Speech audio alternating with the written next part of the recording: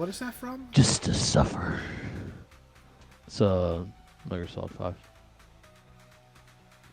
Kazuhira Miller You says wore it. a Metal Gear Solid 5? This is my Hideo Kojima's. This is my Hideo Kojima shirt. Look at that. Look at that delicious man. Yeah, he's great. Have you seen his new hairstyle? I'm sure it's beautiful. I love his reviews on movies. Did you see his reaction? Whatever Exhibition 33. I think it was. I don't know if it's when they won Game of the Year or it's when they won another award. Oh yeah. Like whenever they won it, they showed his reaction. He just went. He was like, "Of fucking course this game won another award." Yeah, he knows. He loves it too. Yeah. I mean, like I will say, I feel really sad that like that game didn't win anything. I mean, obviously we'll get to it on the list, but I fucking love that game. And thinking about it more recently, I realized just how much I do love it. None of those games won. Like yeah, that, I mean, Kingdom Come, Dispatch. Kingdom Come didn't win anything. Dispatch. There's a lot of games that I feel like, and I think we'll talk about that, but that if it was any other year, I think they would have cleaned up. Yeah. Yeah. Oh, yeah. Those games definitely would have won award. It's just because Expedition, which is right on this list. So, which like we'll probably talk about second. Yeah. Like, okay, so Legend, we're not going to talk much about. This happens every year when these remasters or like the special editions. I don't think these should count. They shouldn't. I agree. I wish there was a way to just take those fucking off this list. But let's talk about a game that you are playing right now. It's number 3 of the year. Really number 1 of the year if we're counting new games. It's really number 1. Yeah. Hades 2 with 95%, which is crazy, insane. Now, I have not played much of Hades. I only played very little bit, and I plan to replay it again to try it out. But since you played a good, 15 hours, probably more, what do you think of it? Like, why do you think this game is the number 1 rated game, new release of the year? Let me check, because I bought it in early access last year. They released it right after I beat Hades 1. I bought it in early access. They released it in like June or something, and I put about 5 hours into it. And it says right here on my Steam my playtime that I have about 23 hours. So I would say I'm about 17-ish hours into it right now. Into the full version. Was there a big difference? Yeah, because I restarted it. Okay. Whenever I played it. Whenever I started playing it this year. So, what was your question? I apologize. I was just gonna say, is there a big difference between this version and the early access version? Well, yeah, early access. I mean, for pretty much every game, is that it's an unfinished version of the game, so you can play up until the point the developers have finished. And the content updates are just continuously adding more content. So that's either weapons, bosses.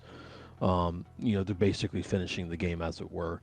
And then the 1.0 is the finished version of the game. What's crazy, though, is something like Power World came out with the early access. It's still in early access. It's planning to launch fully next year.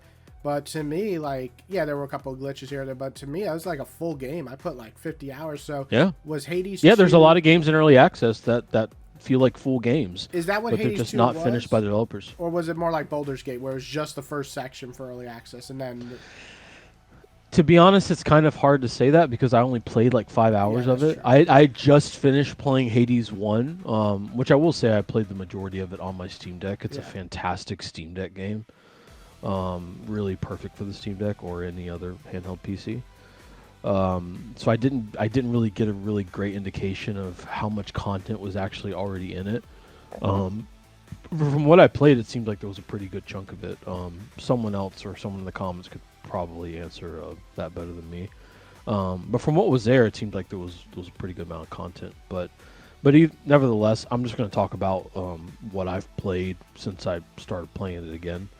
But what is here is absolutely fantastic. I mean, this game is crafted with so much love and passion, and it feels like I don't even want to say an improved version of Hades 1 in every way, because I mean I feel like both these games are so special in every way. Yeah. But I mean, it just feels like such a flex up from Hades 1 in everything that they do, whether it's the combat or the story or the music, or I think for me the biggest thing is the art design. I mean, my favorite part of Hades was probably the art design.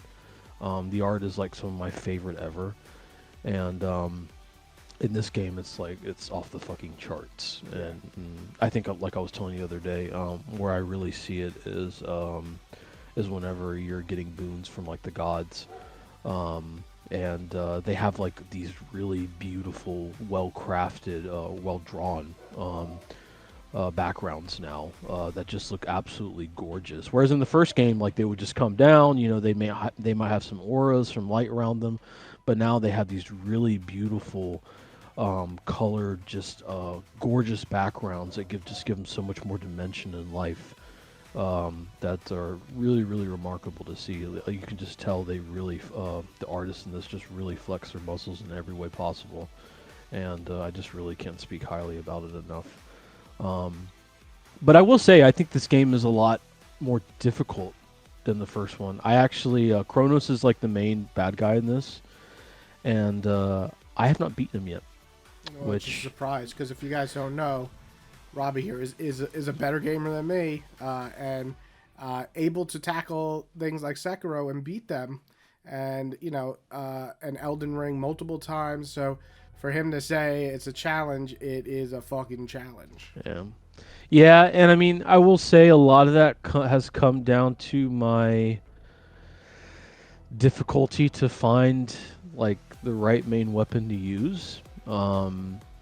There's six or seven main weapons. I haven't unlocked the final one because to unlock the final one, you have to, spoiler alert, go to the surface. You can actually go to the surface as like another run area that you can do this area.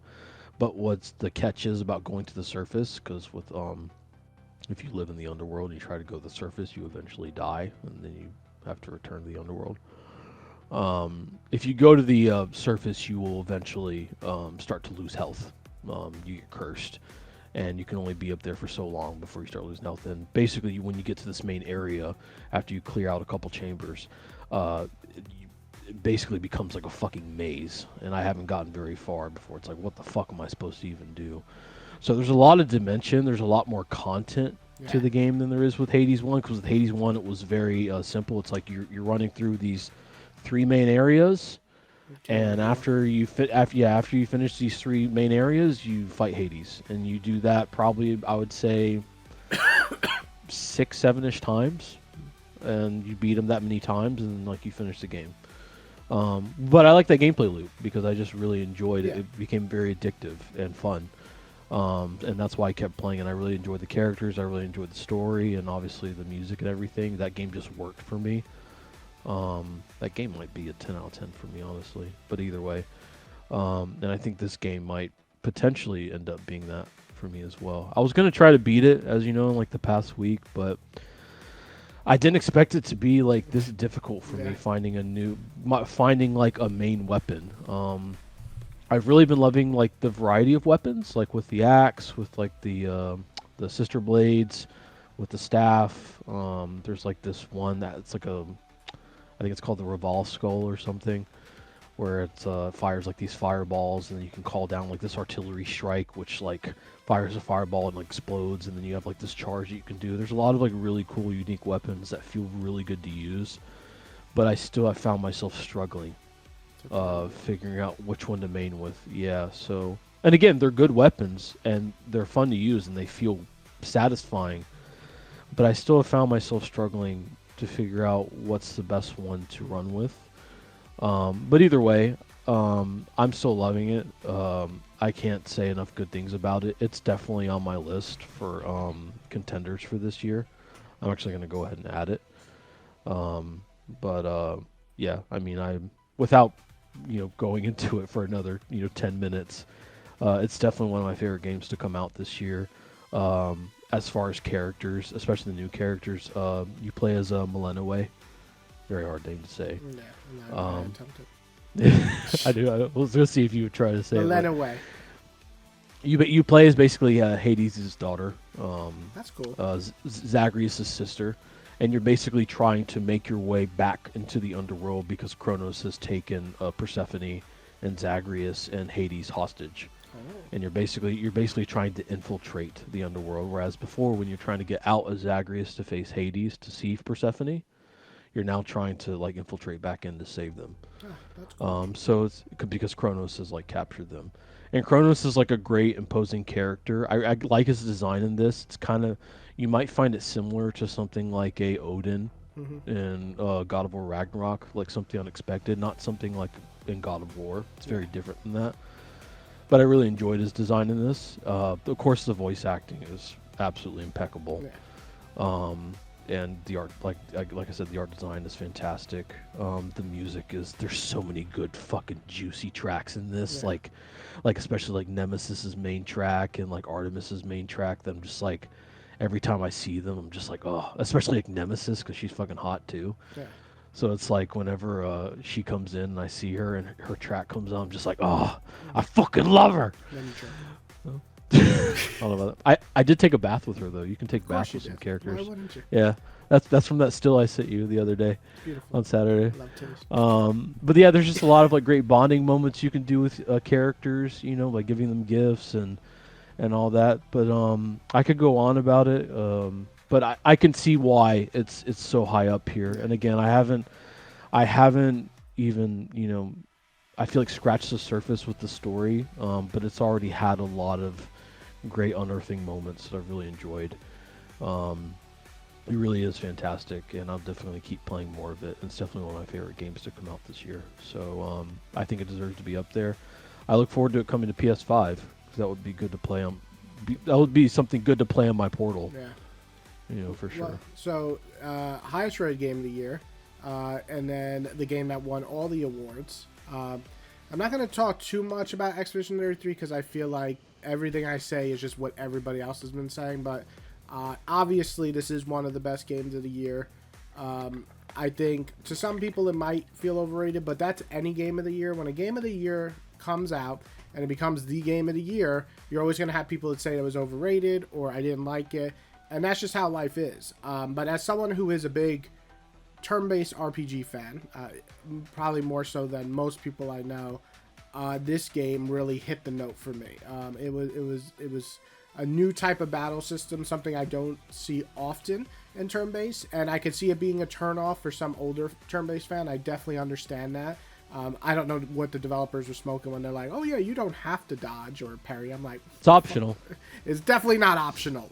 Even on easy, you get hit hard. You have to parry or defend. And so, overall, I enjoyed this game immensely. It's a game that tells you right away what it's going to be when you get in, like 35 minutes in, when you get to the exposition part of it, things happen and you're like, oh, it's this type of game. Gotcha. And it never really stops. There's moments of slowness, but it never really stops. Everything has a reason. It's dealing with grief. It's dealing with loss. It's dealing with survival. You know, again, I don't have enough great things to say about this game. It to me is one of the best that came out this year. One of my favorite RPGs in the last, I would say, 10 years. It's high up there in top 10 easily. Yeah, a great game. Possibly my game of the year. We'll see. That was a really quick summary. Yeah, well, because it's like a game that's just been talked about so much. I don't want to Yeah, go over that's like the fair. characters and the combat because everybody knows, like they've seen it. It won 9 or 12. But what if someone is watching your video that doesn't know much about it? Then they don't know anything about any of these games because that game is by far the most talked about game of the year. Like whether it's the discourse of thinking it's overrated or one of the greatest games of all time, it's literally everywhere. More than even Donkey Kong, which this is the first good Donkey Kong in years, or Hades, which is a phenomenal indie game that crashed Steam servers with Silk Song, and you know, like these games are big, but Expedition 33 is the sleeper hit that became the biggest game of the year, and that's very rare. Usually there's a game that's a sleeper hit and it just stays a sleeper hit, and this game was a sleeper hit that blew up, and absolutely phenomenal. So yeah, I don't really have much to say other than it's you know, one of the greatest games on my list, and it might win, but I don't want to spoil it, but it might win. I already know what your win is. I think we both do already, but either way, yeah, I'll probably expand on it a little bit more. But Yeah, I mean, Expedition 33 is really something so special. I will say though, one of my favorite things about this game are I always forget the name of them. Is it the gun and ball gamers, or the gun and baller gamers, or something like that? Like the type of guys who like only play like games that have like a gun or a ball in them. Like Call of Duty and yeah, Madden guys, the Call of Duty and yeah, like or the live 2K players. guys. Yeah, the guy that Yeah, play the live service games. I mean, you yeah, know, like the ones that are like seeing like this game being nominated, and they're mhm. just like, why is this game being nominated? Like no one fucking played it. And Yeah. I mean, that's it's there's I just find people like that funny because it's just like, dude, if you probably say that, you're probably not as like tapped into video games yeah. as you think you are. You have that section. You have the other section of gamers as someone who plays a lot of these Japanese RPGs, calling this overrated because they're like, oh, this is only getting noticed because it's made by a company that's not in Japan, which I think is so hysterical because That's I don't know crazy. if you guys notice, but like Yakuza Infinite Wealth and Rebirth are games in the top 20 of last year. Both Yeah, Japanese, both RPGs. What the fuck are you talking about? Like, these games are critically acclaimed. Just because this one's critically acclaimed does not make those less critically acclaimed. And I didn't even like Rebirth that much. But anyway, sorry, I didn't mean to interrupt you, but I just no, find it no, it's fine. No, ridiculous. You know, it's it's just like, it just shows though like how massively successful this has been though, yeah, that so many people have tried to find ways, I think, to bring it down. yeah, But I mean, I'm sure people have heard about it, but just I think the massive success um, that this small team has had, mm, what they've been able to achieve, I think, has been like absolutely remarkable. Um, it's been really awesome seeing what this team has been able to do. it's good Because I stuff. remember I remember seeing like trailers for this like on Gameology, I think on Facebook from like 2019 Hmm. or something like that, when they were like first showing it, and it had a completely different art style then. I think it was like almost like a Fortnite-y. It was maybe a little bit more cartoonish. I remember hearing about it. I'm like, oh, this seems interesting, whatever.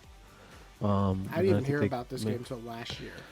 That's the first time I I I saw had it. heard about it, and then like it passed my memory. I didn't really think much about it. I didn't have a PC then or anything. I wasn't, I was more just kind of playing, my PS4, and I wasn't as like maybe as tapped into gaming as much back then as I am now, more so now.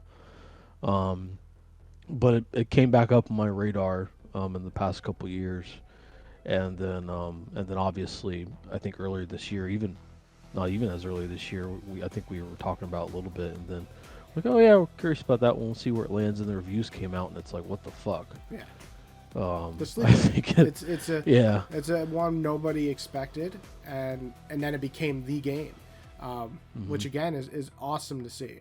You don't usually see that. yeah. And I mean, this game for me, the whole time I was playing, I played a little bit later this year. I played it in October. like late August, early September. Okay. Um, but I was trying to finish some stuff before then. But I think I was playing Death Stranding too at the time. But You either way, beat Death Stranding, and then you went to this, and and then I played Assassin. I was trying to finish Assassin's Creed that's right. Shadows Yeah. after this. Yeah, which I'll get to that. But I have a lot to say about Assassin's Creed Shadows. Game of the year, baby. Yeah, it's my game of the year for sure. Um, no, the Expedition 33. Honestly, I could go on about this for hours. Um, and I've sent you like countless messages on this. You actually said the same thing I From said when you started playing it. The moment in the beginning. I don't want to spoil it for people who haven't played. After like the first 30, 40 minutes, what happens, and you're just like, wow. I was like, yep, you're in. yeah, That's it. The second that happens, I was like, yeah, okay, that's what we're doing. Okay, this is different than what I was expecting, and I love it. Like right away, I was captivated. that's yeah. Like after the first chapter, Yep. was it chapter or acts? So It's acts. it's acts, but not even the first act. Like the first like No, it's very it's first. It's like the chapter. first chapter in the act. Yeah. Yeah, it's the first And chapter in the act. Yeah. just that's it tells you exactly what this game is going to be, and you're just like, Yeah. ooh. That's where, like, because the beginning I was enthralled, I was interested because Yeah. this is such a weird, unique Mm-hmm. world, you know, and the characters just like, what's going on here? You know, it's definitely, the music's beautiful, it's pretty, and the art design, everything seems kind of gorgeous, and then you know, you're kind of taken into you know, this beautiful ritual with the Gromage, I think it's called. Yeah. I can't remember. And you know, Gustav is such like a enthralling character Yeah, for very likable the right off beginning. the bat, Very yeah. likable, yeah. And then, you know, the Grommash happens, and you're just like, fucking, you know, what is this? Like, what's Yeah. going on? You see the paintress with the monolith, and you're just Mhm. like, what the fuck is this? And I think anyone that hasn't played this, I was very fortunate to go into this with like not knowing virtually anything about it. I highly, highly, highly recommend you do the same. Yeah. Because if you get spoiled on this, especially with the story, I think it would just It's a really disservice. spoil. Yeah, I think it would just really do a disservice for any enjoyment you could have down the road with it. Because I was very fortunate to stay off Instagram and YouTube, and any content I had that came up regarding this game's story, I actively avoided because I really wanted to go into it as I was going to say raw as possible, but as That's what I ignorant did last as night. possible. Yeah. Come on, baby, we back, we back. You have to But yeah, put some saying drink. that, but after that, that ceremony and everything happens, you're just like, what is happening here? Yeah. And then you're taken to the island, and then, you know, you get there, and then, you know, what happens, and you're just like, okay. Yeah. That was I was like, oh, all right, we're here. I was This like, is it. I guess we're doing this. And it never really stopped. And I'm fucking here for it. Yeah, and Yeah. it's like, and you're just like, I guess it's this type of game now, Mm-hmm. but I'm fucking here for it. Yeah, it's an And I can't remember the last time I played a game that had that type of drastic Agreed. shift Yep. and tone. Mhm. But I felt immediately fucking invested. I mean, I was already invested. Like, I already like felt interested by it. But as soon as like the end of like chapter 1, I was just like, what the fuck? Like, I was immediately, yes, like, bring me into this. I was And immediately. you know what else? It's a rare game that I will say, and I'm not spoiling it, it's a rare game that ended, and I said, damn, that's a good ending too. Like, it's so rare. Sometimes the journey is better than the destination, a lot of times in books and movies and games. For And both this- endings, I think, too. Yeah, for me, the ending happened, I said, well, that was fucking as good as the rest of the game. I couldn't believe it. The final battle's epic, just everything. Yeah, yeah, from the characters to even the side missions. Yeah, and they were good I too. mean, Yeah. both endings I think are fantastic. And so incredibly, like, there's so many spine-chilling, like, goosebump-inducing moments in this. I cannot, I simply cannot like count them. Like, I've felt so They'll stick with me. just so many epic moments. Like, I can count on. Sorry, I'm losing my train of thought. There's just so many fucking moments in this game that I just cannot describe. That I wish I could spoil, but I don't want to. Yeah. But there's just so many fantastic characters. You know, like from Mael to Gustav and Lune, and, you know, is it Scylla? Scylla, yeah. And the Scylla, the yeah. funny dude, I forgot his name now.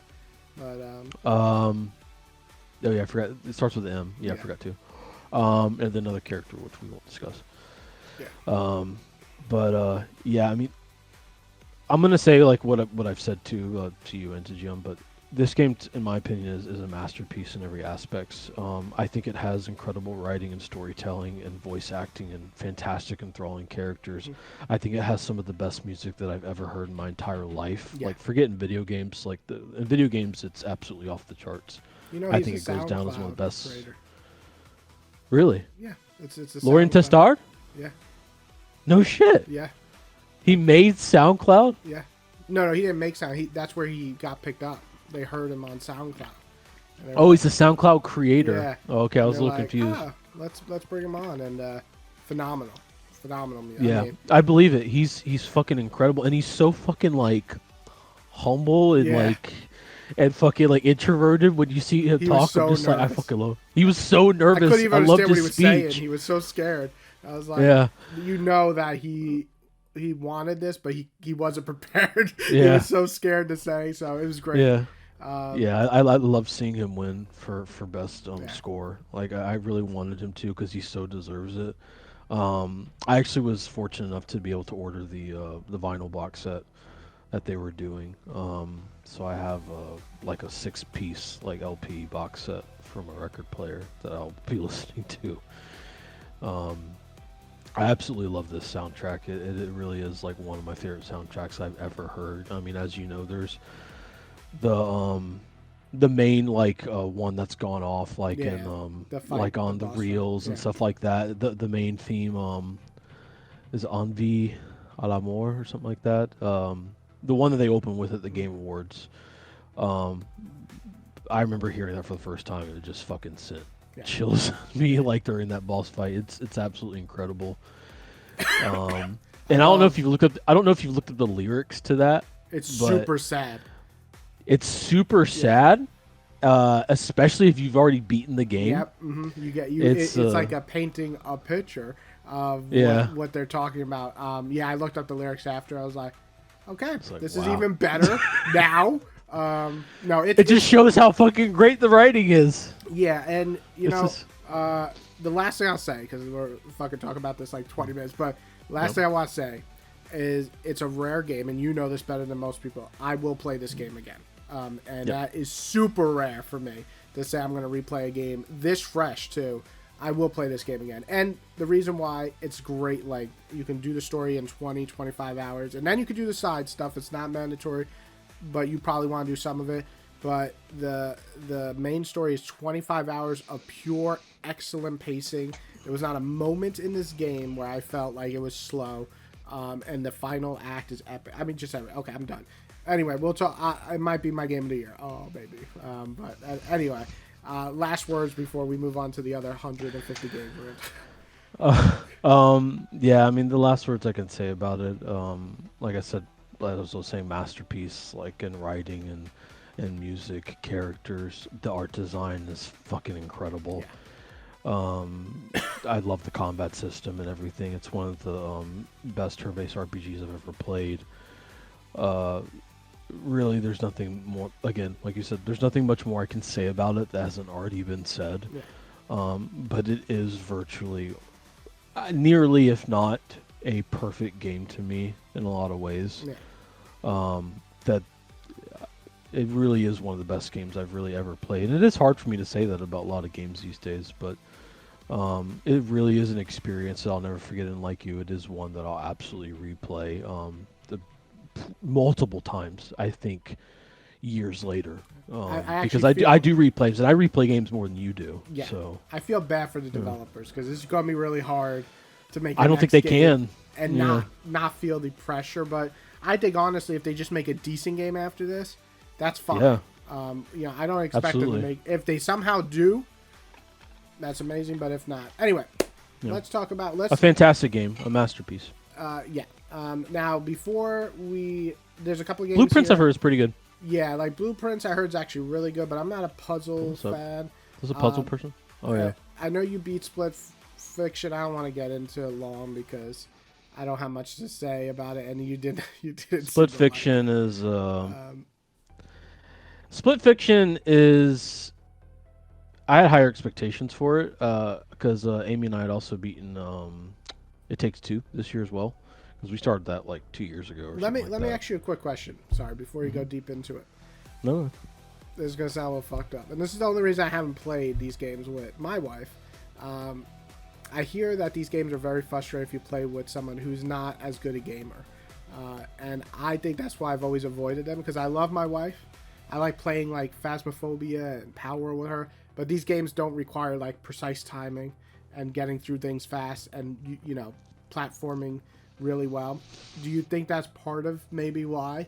Is like if me and you played it, maybe we would have gotten through things a lot quicker and I easier. mean, I think maybe if like you and I played it, we would get through it quicker just because we play video Yeah, games more in that's what I'm general. saying. Yeah, I mean, Amy struggled with Split Fiction and Takes Two, you know, at some points, but I think that's generally just she's not really a platform playing yeah, person. yeah, I played more platformers when I was younger, exactly. Yeah, probably than she did. hmm She was playing like Dead or Alive and, like Zelda yeah. and stuff like that, and Like like I can't, Fusion Frenzy. yeah, I She can't wasn't play really like playing. Mario with Kelly because she gets so angry that it's not fun to play to Yeah. play these games.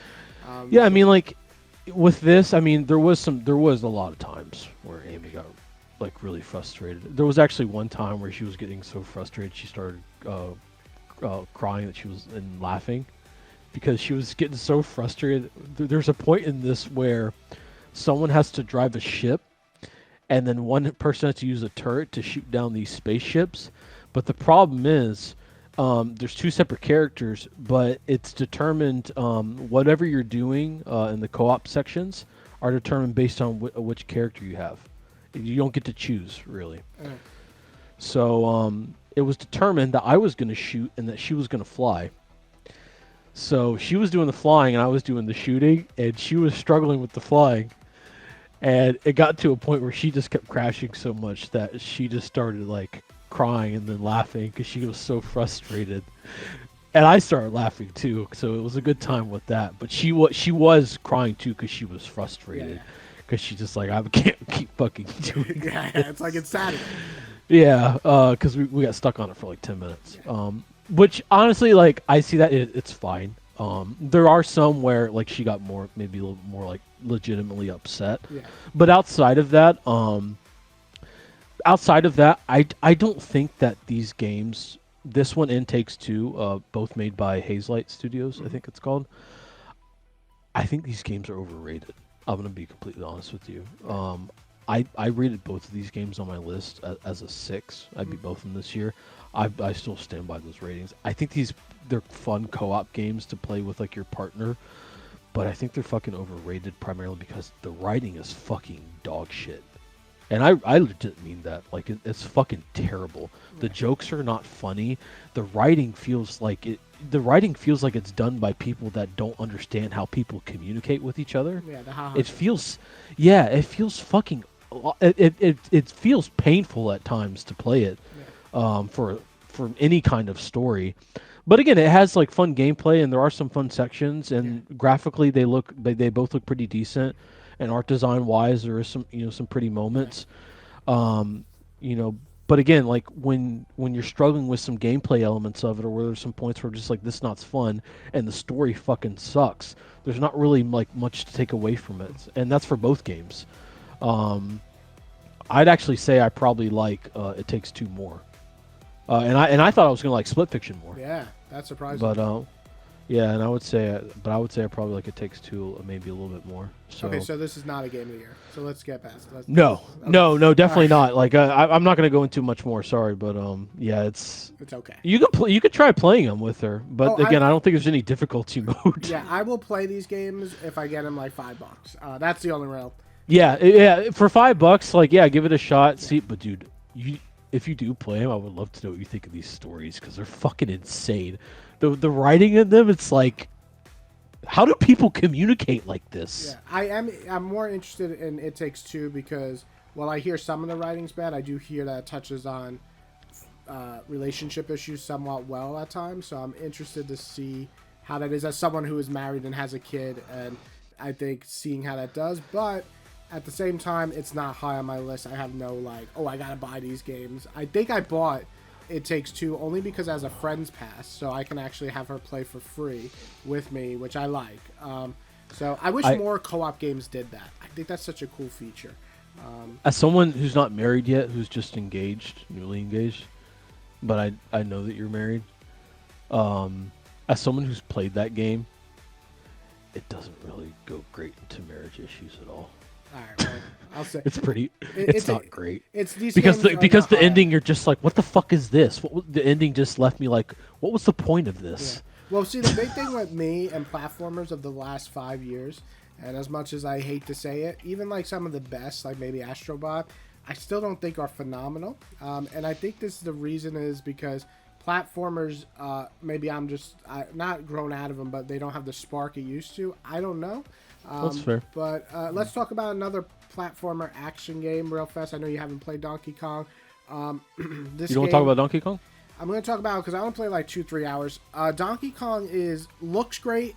It feels great. Donkey Looks Kong's really fun. Moves. Biggest problem I have with Donkey Kong, and this is the problem I have with Nintendo's newer games, is again it's open world for the sake of open world, and I don't think it does it any favors. I actually don't like the levels in this game. Like, oh, is it like Odyssey?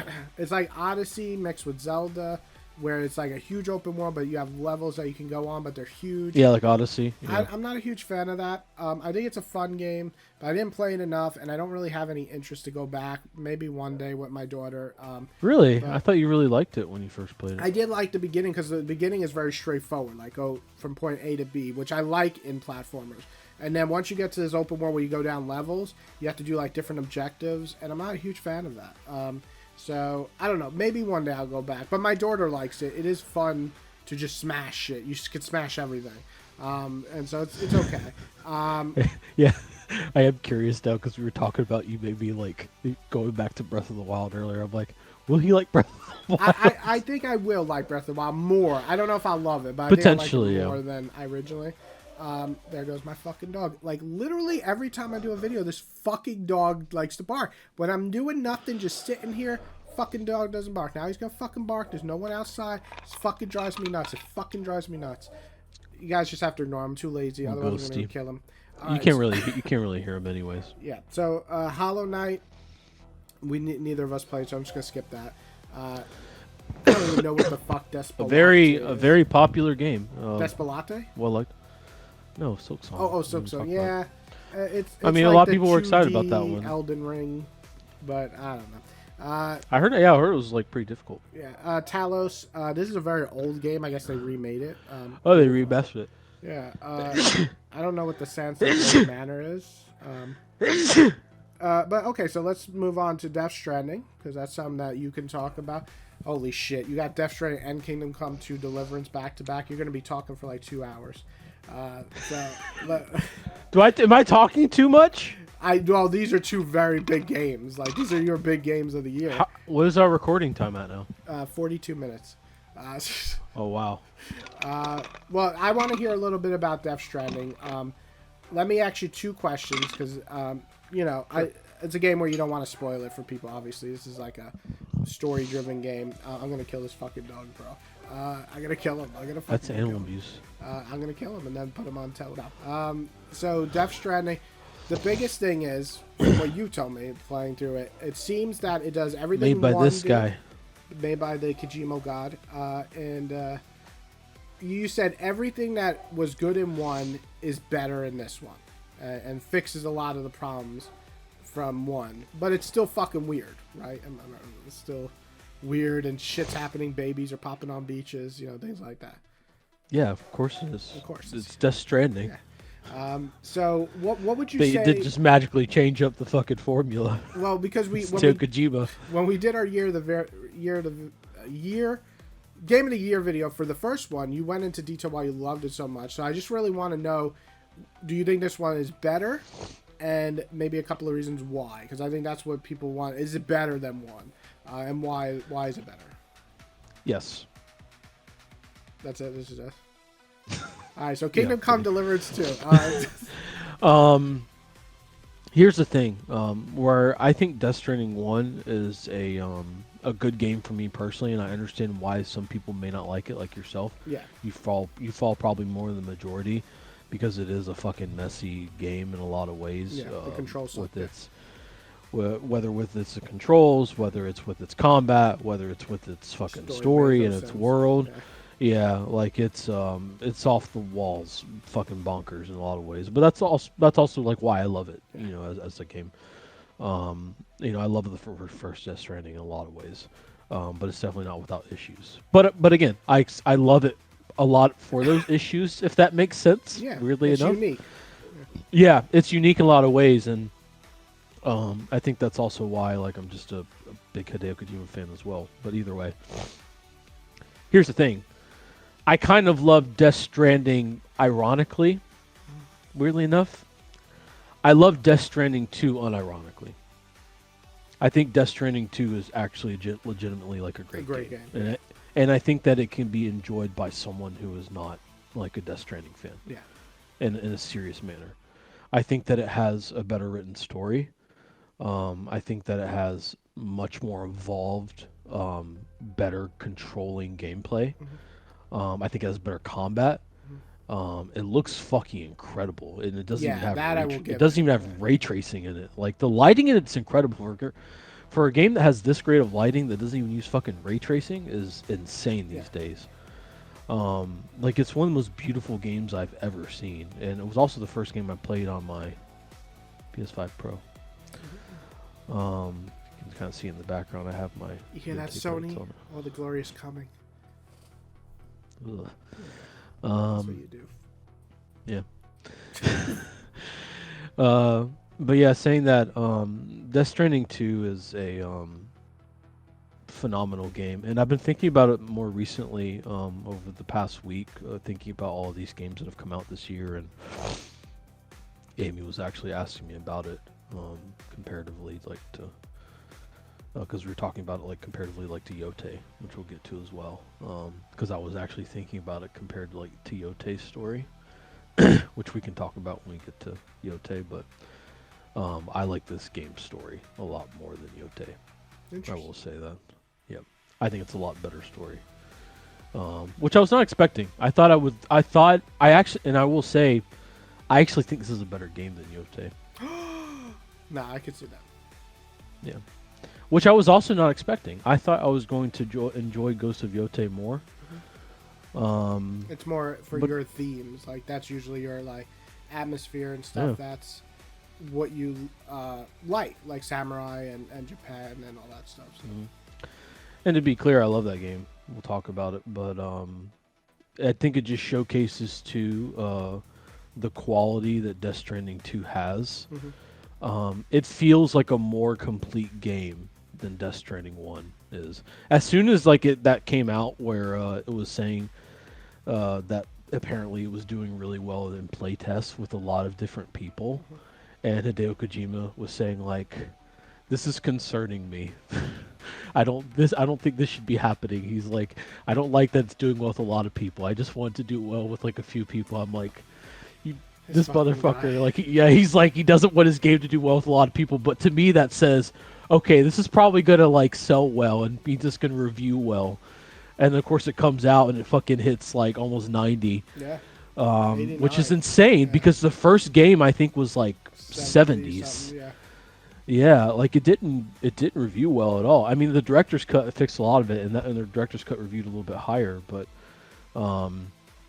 yeah, I mean, the second game is fantastic in a lot of ways. It's still fucking bananas. It's still insane. It's a Hideo Kojima game. You know it's going to be there.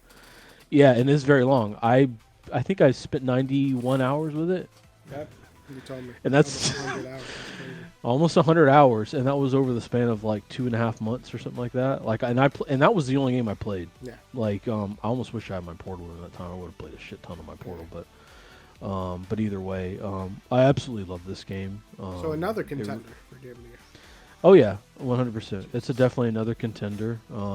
It's again, this year's been so fantastic, but it really is one of the best games I've played this year, and definitely like recently. Like it might be like one of my top favorite games of all time. Wow. Like especially in terms of story. The story is fantastic in so many ways. It's got such a great cast of characters. And a fucking amazing soundtrack too. Yeah. Such an amazing soundtrack. So definitely one of my favorite games to come out this year. All right, so that's number 12. Number 13. I would say it did pretty well. That was like what, less than 10 minutes? Oh no, I'm saying we're talking about these Game of the Years where we're still in the top 20. I mean, this is crazy. Yeah. These many games came out that with this quality. So Kingdom Come 2. No, I was saying though, like I summed that up in less than 10 minutes. Oh yeah. Yeah, well, I mean, we wanted to talk about Expedition 33 and Hades. I don't know much about, so I'm always interested to learn more. Death Stranding 2, I played the first, so I kind of have an idea that this is a much better version of that. If you like the gameplay more for Death Stranding, I would say try it. But because you're probably not big into that gameplay, you probably wouldn't like it. Yeah. But man, that I fucking love that game. Like it really is so fucking good. I mean, that's the great thing with Kojima. I think is like even if I don't like it, I know somebody will, and that makes me happy. Okay, so Kingdom Come 2, very big RPG series. First one sold really well. This one sold well too, and critically acclaimed. If this was any other year, I feel like this would be the RPG next to another game we'll talk about soon for me, of like one of the best RPGs of the year. You love it. You talk about as being one of the... It's saying it's the better version of the first one. You love the first one despite its flaws. Yeah. So really what it comes down to is what makes this one just so much better than the first, that it's... I mean, it's a higher review score than the first two by a good, 6 or 7 points, too. Yeah. Yeah, I would say so. Yeah, as you know, I love the first game.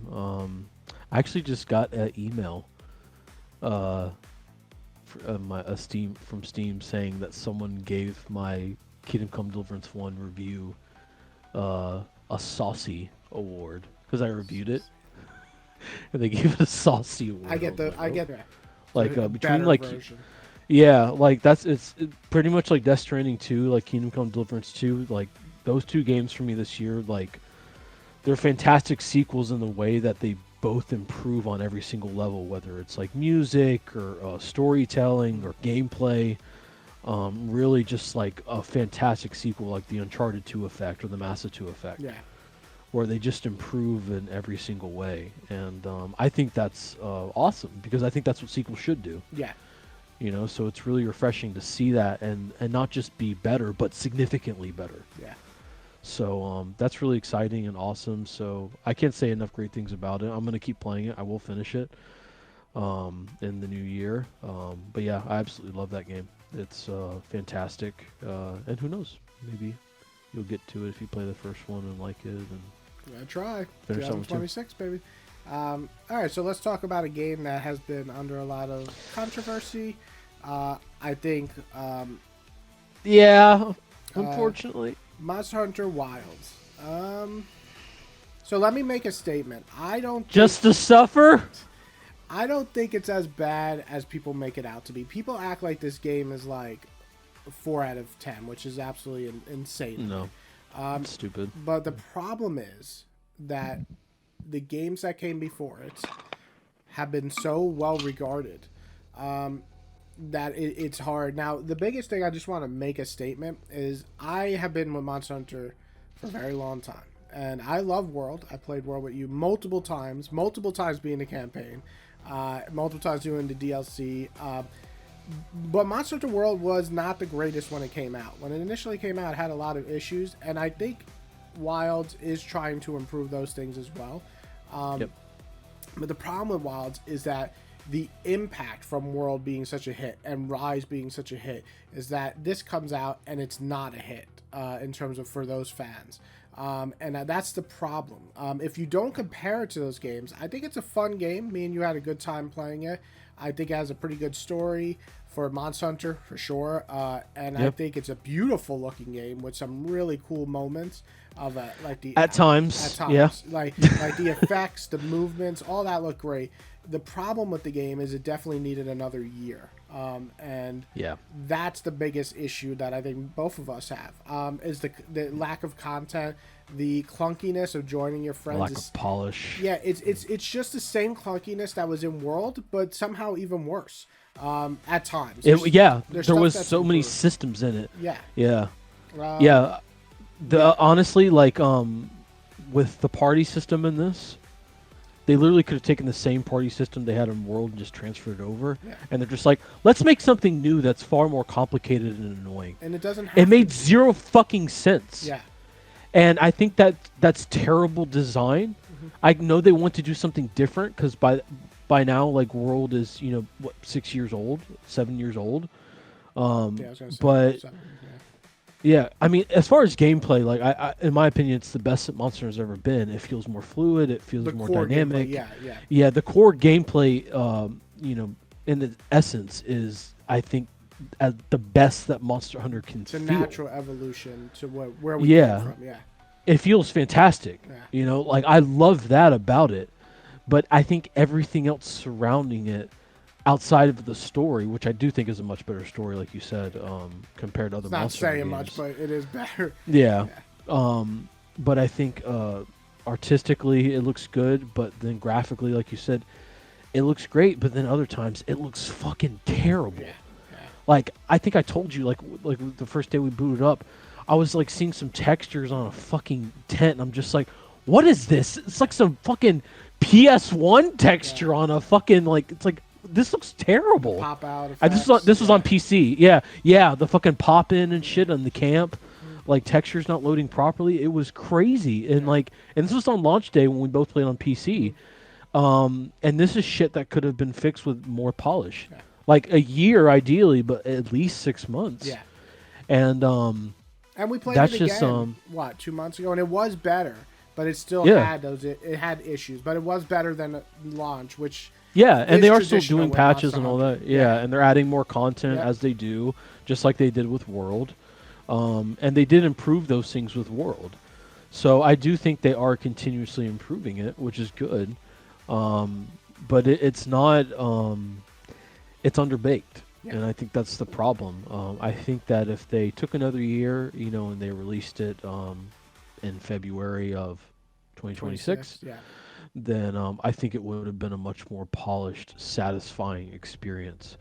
But for how it released, yeah, it definitely felt underbaked and underwhelming. I think I gave it like a 7.5. I think it's a good game. I think it needs time. I gave it like an be- 8. It could be Yeah. a 9 out of 10 in a year. It could be. I think it will be, to be honest. But it's got to get there. And the problem is, if you're gonna release some, you're gonna get rated on what it is now, and that's what it is now. Did you just give me a little kissy? No, I blew a kiss to my Where's fiance. mine? Where's mine? James is asking for his kiss now Give it to me. from me. Yeah, there we go. All right. So I'm just gonna end it with it's a good game, but it could have been a great game, and that's how I view it. Yeah, and I still think it's a great game. I give it like an 8 because I still think that the combat and everything about it still feels great. Like the problem is, I haven't gone back to this game outside of when we played it. Yeah. And I didn't feel that way about World. I mean, Yeah. I invested like over 400 hours Oh, into yeah, World, yeah. and I would say probably half of that was spent by myself. Yep. If not 3/5 of that was probably spent by myself, and the other 40% was like spent playing with you. Yep. Whereas with Wilds, none of it was pretty much spent playing by myself. You It don't was have all that spent playing like with you. eagerness. To go I don't have that urge to Yeah. go back to it, which was not what I was expecting at all, because we were going into it super hype, thinking Yeah. like, this is the evolution of World as it was supposed to be, and then getting to it, it felt very underwhelming. And I really hope, like going back to it, like you said, in like a few months' time when it's maybe a little bit more developed, I really hope they've streamlined some of that stuff and made it less confusing and clunky. Because I really would like this to be my new World. But honestly, thinking about it more, it's like I don't want it to be a situation where like I just want to go back to World. Yeah, which it might happen. That's not a good feeling. Yeah. Yeah, it's a shame. So, but anyways, it's Anyway. still one of the best. I don't know if it's one of the best. It's still a great game, Yeah. but it's not a contender for It's me. a unfortunately. disappointment, which is Yeah, always, it is. It is feels- probably one of the yeah. biggest disappointments for Yeah. me this year. Okay, so I don't know what the fuck a biotic factor, so I'm just gonna ignore that. I don't know what that is either. Trails of the Oh, this is Sky, true. Trails of the first Sky. chapter. When I think of a remake, very rare do I feel a game actually remakes itself and it's worth it. Like in my mind, the ones that come to mind that actually were good remakes, like to take the first game and remake it, something like the Ratchet and Clank game that came out. What? Sorry, I was just reading one of the reviews on the page. I was listening to you. Sorry. That Ratchet and Clank game that came out like I don't know, 10 years ago. The whatever. remake? Yeah, that was Yeah, that was really pretty good. It was really good. This is literally a beat by beat remake of a 2D RPG fully realized in 3D. It's this gorgeous looking game, and Yeah, I'm watching the trailer. yeah, it's absolutely. This company's been around for 40 years, and they've always make lower budget games because they're only a team of like 30 people, and they pump out like a game a year. They're just constantly put. And I love the Trail series, but I can also acknowledge that it is very long, and you have to play a lot of games, and even understand what the fuck is happening. And even when you Yeah, I do was gonna play say it, there's a lot of games in this series. very isn't there? long. So Someone this told me. game is the remake of the original game that came out in 2006 or 5. And this is, you could just pick this up and play it, and this is the start of Which it I all. might do. Yeah. It's a slow burn at first, but it's one of those rare games where the slow burn actually worked for me because you get so attached to these characters and their life and their assignments, and then when you get to the end of the game, you are just worried about all of them because these games do contain people who die and they do contain big twists, and this game in particular is one of my favorite games of the year, but also the original game is top 10 RPGs of all time for me. I played that and Really? I walked away, saying this is right up there with like Final Fantasy VII for me and Mass Effect 2. Like, this is an amazing experience. It made me cry. It made me laugh. This game is that, and I feel like if I didn't play that like a year and a half ago and then play this, I would have felt that in this game too. But since I just played it, it's literally the same story now, fully animated, fully voiced, and everything. But It's the same story. same exact story. It's beat to Okay. beat. They don't change anything. They add maybe one or two scenes to connect like future games, but everything is the same. That's good. Yeah. So yeah, absolutely one of the best Japanese RPGs. But I just think it's just one of the best RPGs in general. It is the highest rated Japanese RPG of the year. Yeah, I was gonna say 88. That's really high. Higher than Final Fantasy. How do you- Tactics. How do you feel about like any gameplay, like Gameplay- remake, stuff? So the gameplay mixes action with turn-based. So when you're on the field fighting monsters, you can just purely beat the shit out of them. You just use your attacks, you could use a special, and then you jump into turn-based. And that's something that they started with Daybreak, which was my game of the year last year. like Metaphor.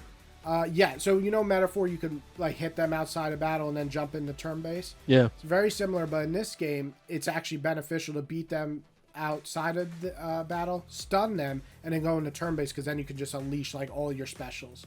Oh, cool. And Okay. so this has a lot of like teaming up with other characters to do specials. It has a revolving door when it comes to your team. So I love that personally. I like when, because it forces you to play with every character, so you get different styles. You don't just get like 10 party members and just choose 4 of them. I'm not a huge fan of that because I always stick with the core 4 like Persona 5 and stuff.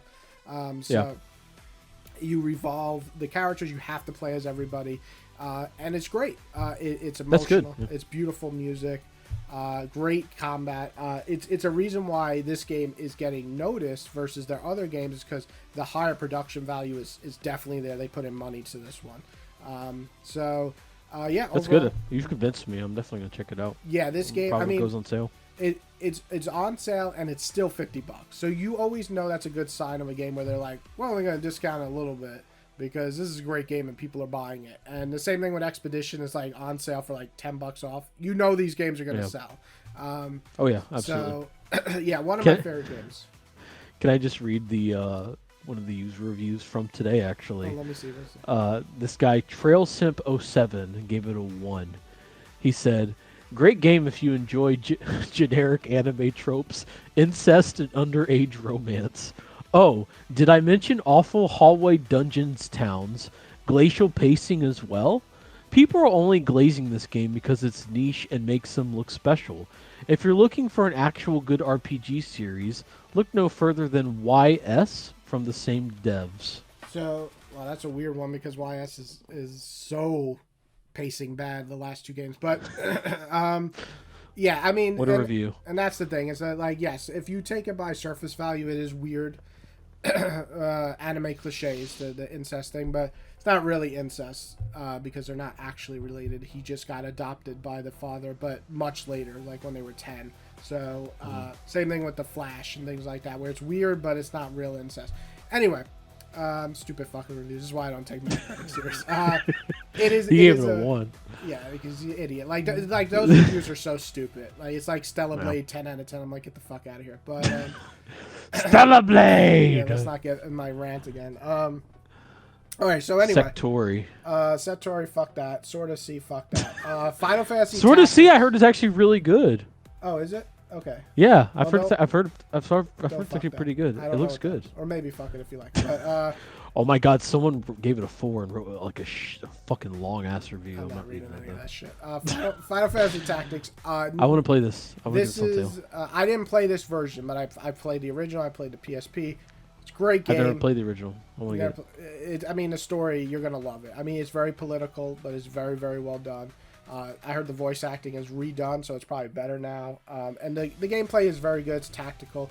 Yeah. I'm Someone, not... Oh, sorry. I was going to say, someone gave it a 1. The game is... Prompt Therapy is his name. The game is distributed in my country, so it should have the Polish language. No Polish language available. Disqualification. Oh, my God. All right, so... Jesus Christ. So, yeah, it's a good game, but I haven't played this version, so I won't rate it. Monster Train 2, I only played the first one. It was okay. Super Mario Galaxy. Fuck Galaxy 2. I heard this was great. Shinobi Art. I heard it was great, too. I want to get it. I heard Skate Story was really good. I have no interest I did in hear that, too. I want to get it. Skating or music. I think this has music in it. Luminous Rise I want to play at some point. Oh, you must see something I don't see. All right, let me go to page 2. That's on page 2. Okay, so we are out of the 25. And Luminous Oh, Rise. you want to see how many we could get? How long until we get to 80s, right? Yeah, so don't tell me. We're gonna get there. Okay, so on this page, Dispatch. we got 27. we got a couple of games we can talk about. So Dispatch is obviously one of my favorite games of the year. I've clearly stated that to you. I've posted on Facebook. Did you just wink at me? And I know what that wink means. yeah, this story is amazing. My wife is replaying it now. She absolutely loves it. She's almost done.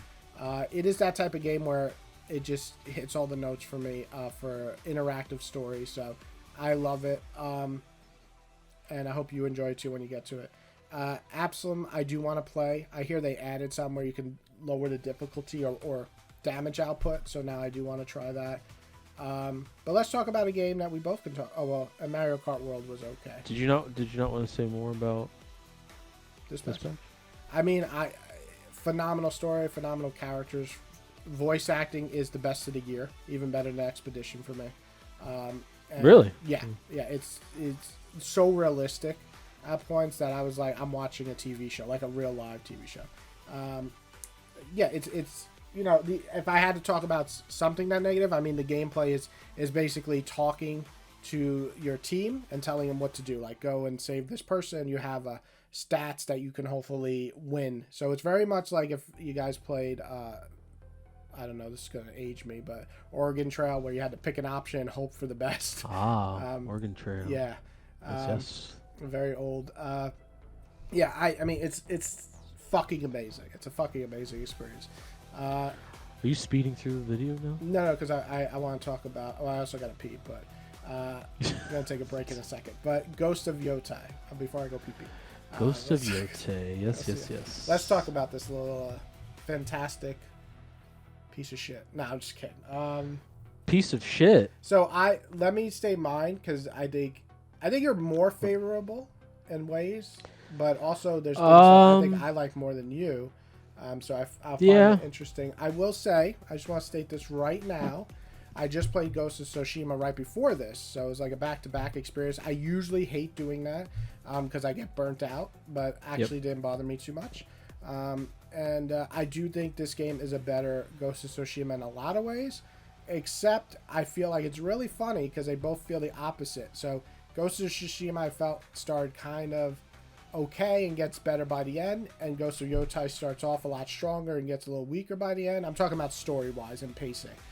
Yeah, I agree. Gameplay-wise, I think this is a better game in every aspect. There's almost nothing I think this game does worse, other than maybe you can't get the sound detection until you beat a certain enemy. But other than that, I think the the feel of it is better. I think the brutalness is better. I think the wolves are cool. I think the special that you get where you just scream at them like a tribal crazy woman is cool. And the hook, the whoosh, whoosh, and bring them to you and stealth stab them in the fucking eyeball is great. I think the finishers, there's a lot more in this game, thank God. I feel like Ghost had like 6, and that was it. There was more than 6. Dude, I did not. There was more than 6. I think the explosion shit. I don't think that was in Ghost of Tsushima, where you could throw explosion they set on fire is fucking hysterical. So Yeah, there was sticky bombs. there were in the first one. Yeah, there was sticky bombs. I guess I didn't use them. I knew it. You lied. You didn't use everything. I don't remember using sticky bomb. I remember the smoke. I don't remember explosion bombs. But Yeah, there was sticky bombs in. either way, this game is gameplay wise, I think is better in every way. But I do think the story does suffer some weird beats later on. I think the voice acting for the most part is good. I think the main actress, she's all right. What's that mean? I think she's just not that good in the end. I felt like she was reading from a script versus actually being the character. I can see that with the way she delivers like some of her lines. Oh, and the kid acting is absolutely horrendous from her. I think her kid acting is hilarious. Never fucking do that again. Whoever you are, you see him. It's her. It's Eric Ishii. Oh, I know. I'm saying never do that again for any of your games ever. Like that was the worst decision you ever made in your life. It sounded horrible. But other than that, like I like the characters. I like the brother. I like the other characters you meet. Spoilers. No, just like just the voice acting. I'm talking about. Like, everybody sounded great. And environmental wise, I mean, this is another part with the first game that looked great, like the environments and stuff. I think the graphics are good, but I do think the character models definitely feel a bit pretty outdated at points. What do you mean by this? And you said the same thing for Tsushima. I don't understand that. So they feel like I don't see that. It's I don't know if it's a design wise. Or I think it's a design wise. So open world games are never going to look as good as linear games because they got to build this open world. Well, yeah, of course. But like going from like games like Expedition 33 and games like I'm trying to think like off the top of my head, but like games where the character models look so real when I'm watching them, and then I watch this game, and like I talked to a guy in the street who's giving me a mission, and he's just like. And I'm just like, yo, this looks like fucking PS3 character models. True, but take a look at something like Expedition 33 and look at like something like the hair quality compared to something even like the hair quality of something like in Shadows, or even something like Dragon Age of Vilgard, where it's like yes, the art design's different, but they're more like open world structure. Yeah, and I and even the hair in like Yote. Yeah. I don't think it's like Ghost of Yote looks bad, especially for the main character models, like the main woman, the main hunts that you're going at.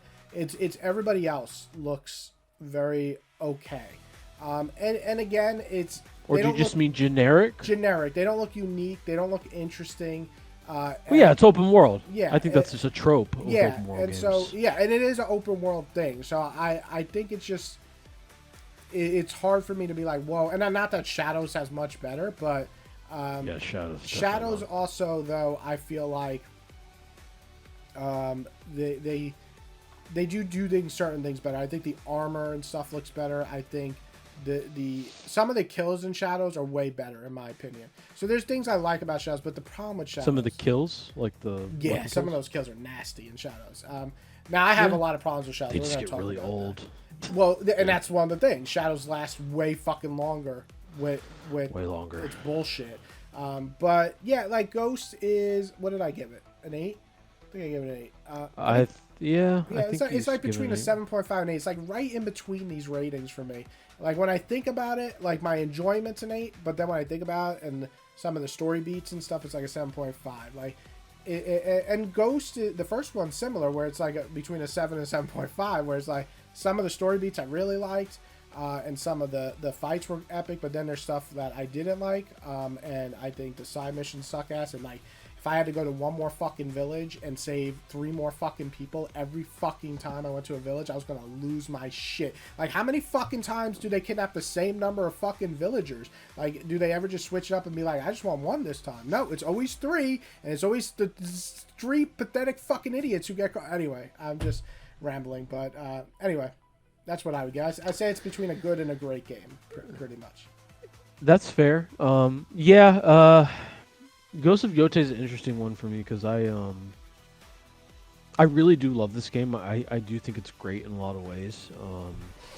And when I started it, it really did feel like an improvement for the first game in a lot of ways. And you know me, like when I first tried the first game, I really enjoyed it back when it released in 2020, and then didn't finish it, fell off of it, started playing other things. Ass, so Yeah, sure. I didn't say that. I actually just started playing Final Fantasy 14 with you. So. Oh yeah, that's true. That was that time. Yeah, we were playing the shit out of it. So. Greatest MMO of all time. That's when I went and got this. Let's see it. Yeah. I think I might cover it up at some point. Amy just laughed at that. Cover it up. You have 1 fucking tattoo. Yeah, but I'm kind of like dissatisfied with like the lines of it. I don't know. I might still keep it. Just keep. It just feels like, I don't know, off center. Maybe I'll have it redone. Yeah, actually. redone. I'll say that. Yeah, I'll maybe redone bigger and nicer. Yeah. But anyways, but yeah, I really love Ghost of Yotei. I think it's fantastic. I really like Atsu as a character. I think Erika Ishii does a great job with her for how she was written, but I understand why some people may not like her as a whole, because she's not like the most seasoned voice actress. Yeah. She hasn't done a lot of roles. She actually didn't get into voice acting until like 2020. Like Last of Us. Yeah, she actually funny enough, she actually played Last of Us the first one and like wanted to get in voice acting then. So that was actually that was like her first. Well, who was she in Last of Us 2? Was she the? I think she was just like a random voice or something okay. like that. Yeah, but that was her first role. Was Last of Us Part 2, and then she got the role for this, and she was a big fan of the first game. Like she's a real gamer and all that. But anyways, but she does a decent job in this. I don't think she's terrible. I like Daisuke Tsuji more. But that's also just because I think I'm such a big fan of Tsushima that I probably prefer Jin as a character just for who Jin is. Yeah. And I've been trying to play this more in my head recently as far as which game I prefer. And just for me, for my own personal preference, I'd probably say I prefer Tsushima more just because of what Tsushima did for me personally. Yeah. Even though I agree with you that I feel like Yotei is an improvement from Tsushima in almost every way. I do think it has more evolved combat. I do think it has a lot of quality of life improvements in a lot of ways. But when I think about which game I had more like impact on you, or, more impact and maybe a more rich experience, I think for me it was probably Tsushima. Okay. Because playing Ghost of Yotei, like I had a great time playing it. But I also got to that point where I'm like, I really enjoy this game, but I'm not having that same like feelings that I had playing Tsushima, where it was so unique and unlike anything that I had experienced before it. Well, because playing Yotei, I'm like, I've played this before, and this is just an improved version of something I've played before. It's just a different twist on it, which is fine. There's nothing wrong with that. I really enjoy it for what it is.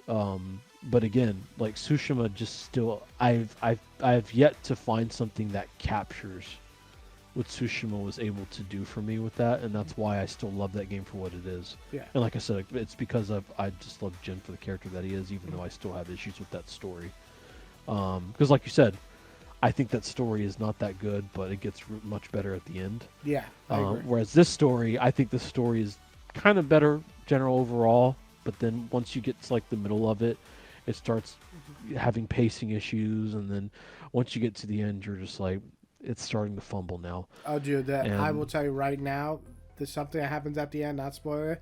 It literally brought it down a whole score for me. I think it's atrocious writing. I think it's one of the worst fucking mistakes they could ever do in a game, and it undermines the theme of the entire game for me. It's really irritating. And as Why do you someone think? oh, sorry.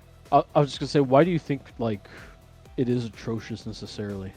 Because Without the spoiling. whole point of this game, the themes, it's besides her theme. Her theme is letting go of revenge, letting go of what holds you back. And that's one theme that they're trying to address, which they do fairly well with that. I mean, it's typical, but they do it well. But the other theme is his. I got spoilers, but Spoiler. Let's put a spoiler disclaimer. We're gonna spoiler for Ghost of Yote. Skip ahead a few minutes. Yeah.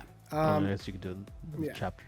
It's the brother's journey is refining family.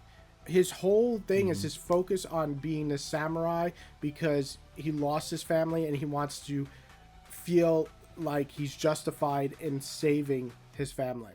And to have him die is such an insult to me in the way he dies unnecessarily. Is just so stupid.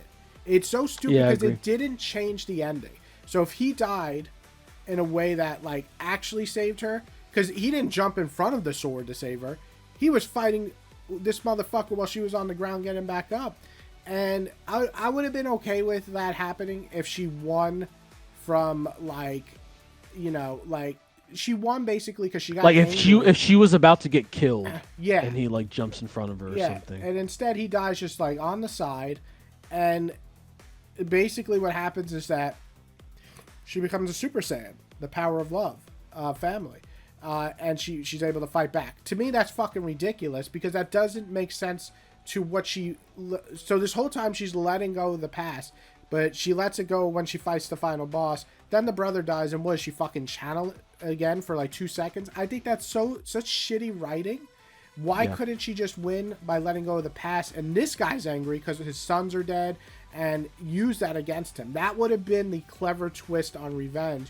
And instead, they give her the resolution where she's now an auntie who takes care of this kid instead of being an auntie who now gets to have a family again after losing a family, getting to be with her brother who already died in a fake-out death, which was, let me just say, this motherfucker got shot point blank with a fucking musket. Ain't no fucking way. Yeah. As a kid. No right? way. What is he, fucking superhuman X-Men shit here going on? What the fuck? And now I think you can kind of understand that when I realized that's the direction they were going whenever they showed that he was still alive. That's where I felt kind of disappointed. Because when you start that game and it's showing her writing the names on the sash, and it's this epic kind of like fucking, writing their names in blood kind of thing, it feels like very fucking cinematic and rich, and I was ready. Like I felt fucking like immersed. Like I was ready to go out the gate. I really felt like that game would have been so much more powerful if they broke away from the Sony first-party storytelling trope of of breaking the cycle of violence and just being like, yo, just make this a fucking straight-up classic revenge story. Let her family still be dead and kill these people, and like she fucking kills herself at the end. What's wrong with that? I agree with that, but my biggest thing is if they didn't want to go that route, which they did, and then they went more of like letting it go, it makes sense to the point where it doesn't make sense when she gets to the final boss.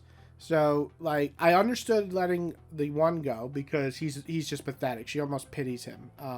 And what is he gonna do? He's just like, fuck it, I hate my dad, so go here and kill him. And I'm like, okay, so it makes sense why she lets him go. But I didn't like that at all, though. And I understand. I mean, it's the only reason I was okay with it is because they did do good work with why he was doing this. Like they show his brother treating shit, they show his father, and if we're gonna go this direction of just letting go and being family, fine, let's do this. But don't do it where she's like fighting this final guy and she's like lost all her will. This motherfucker he just had your brother hostage. He was gonna kill your niece.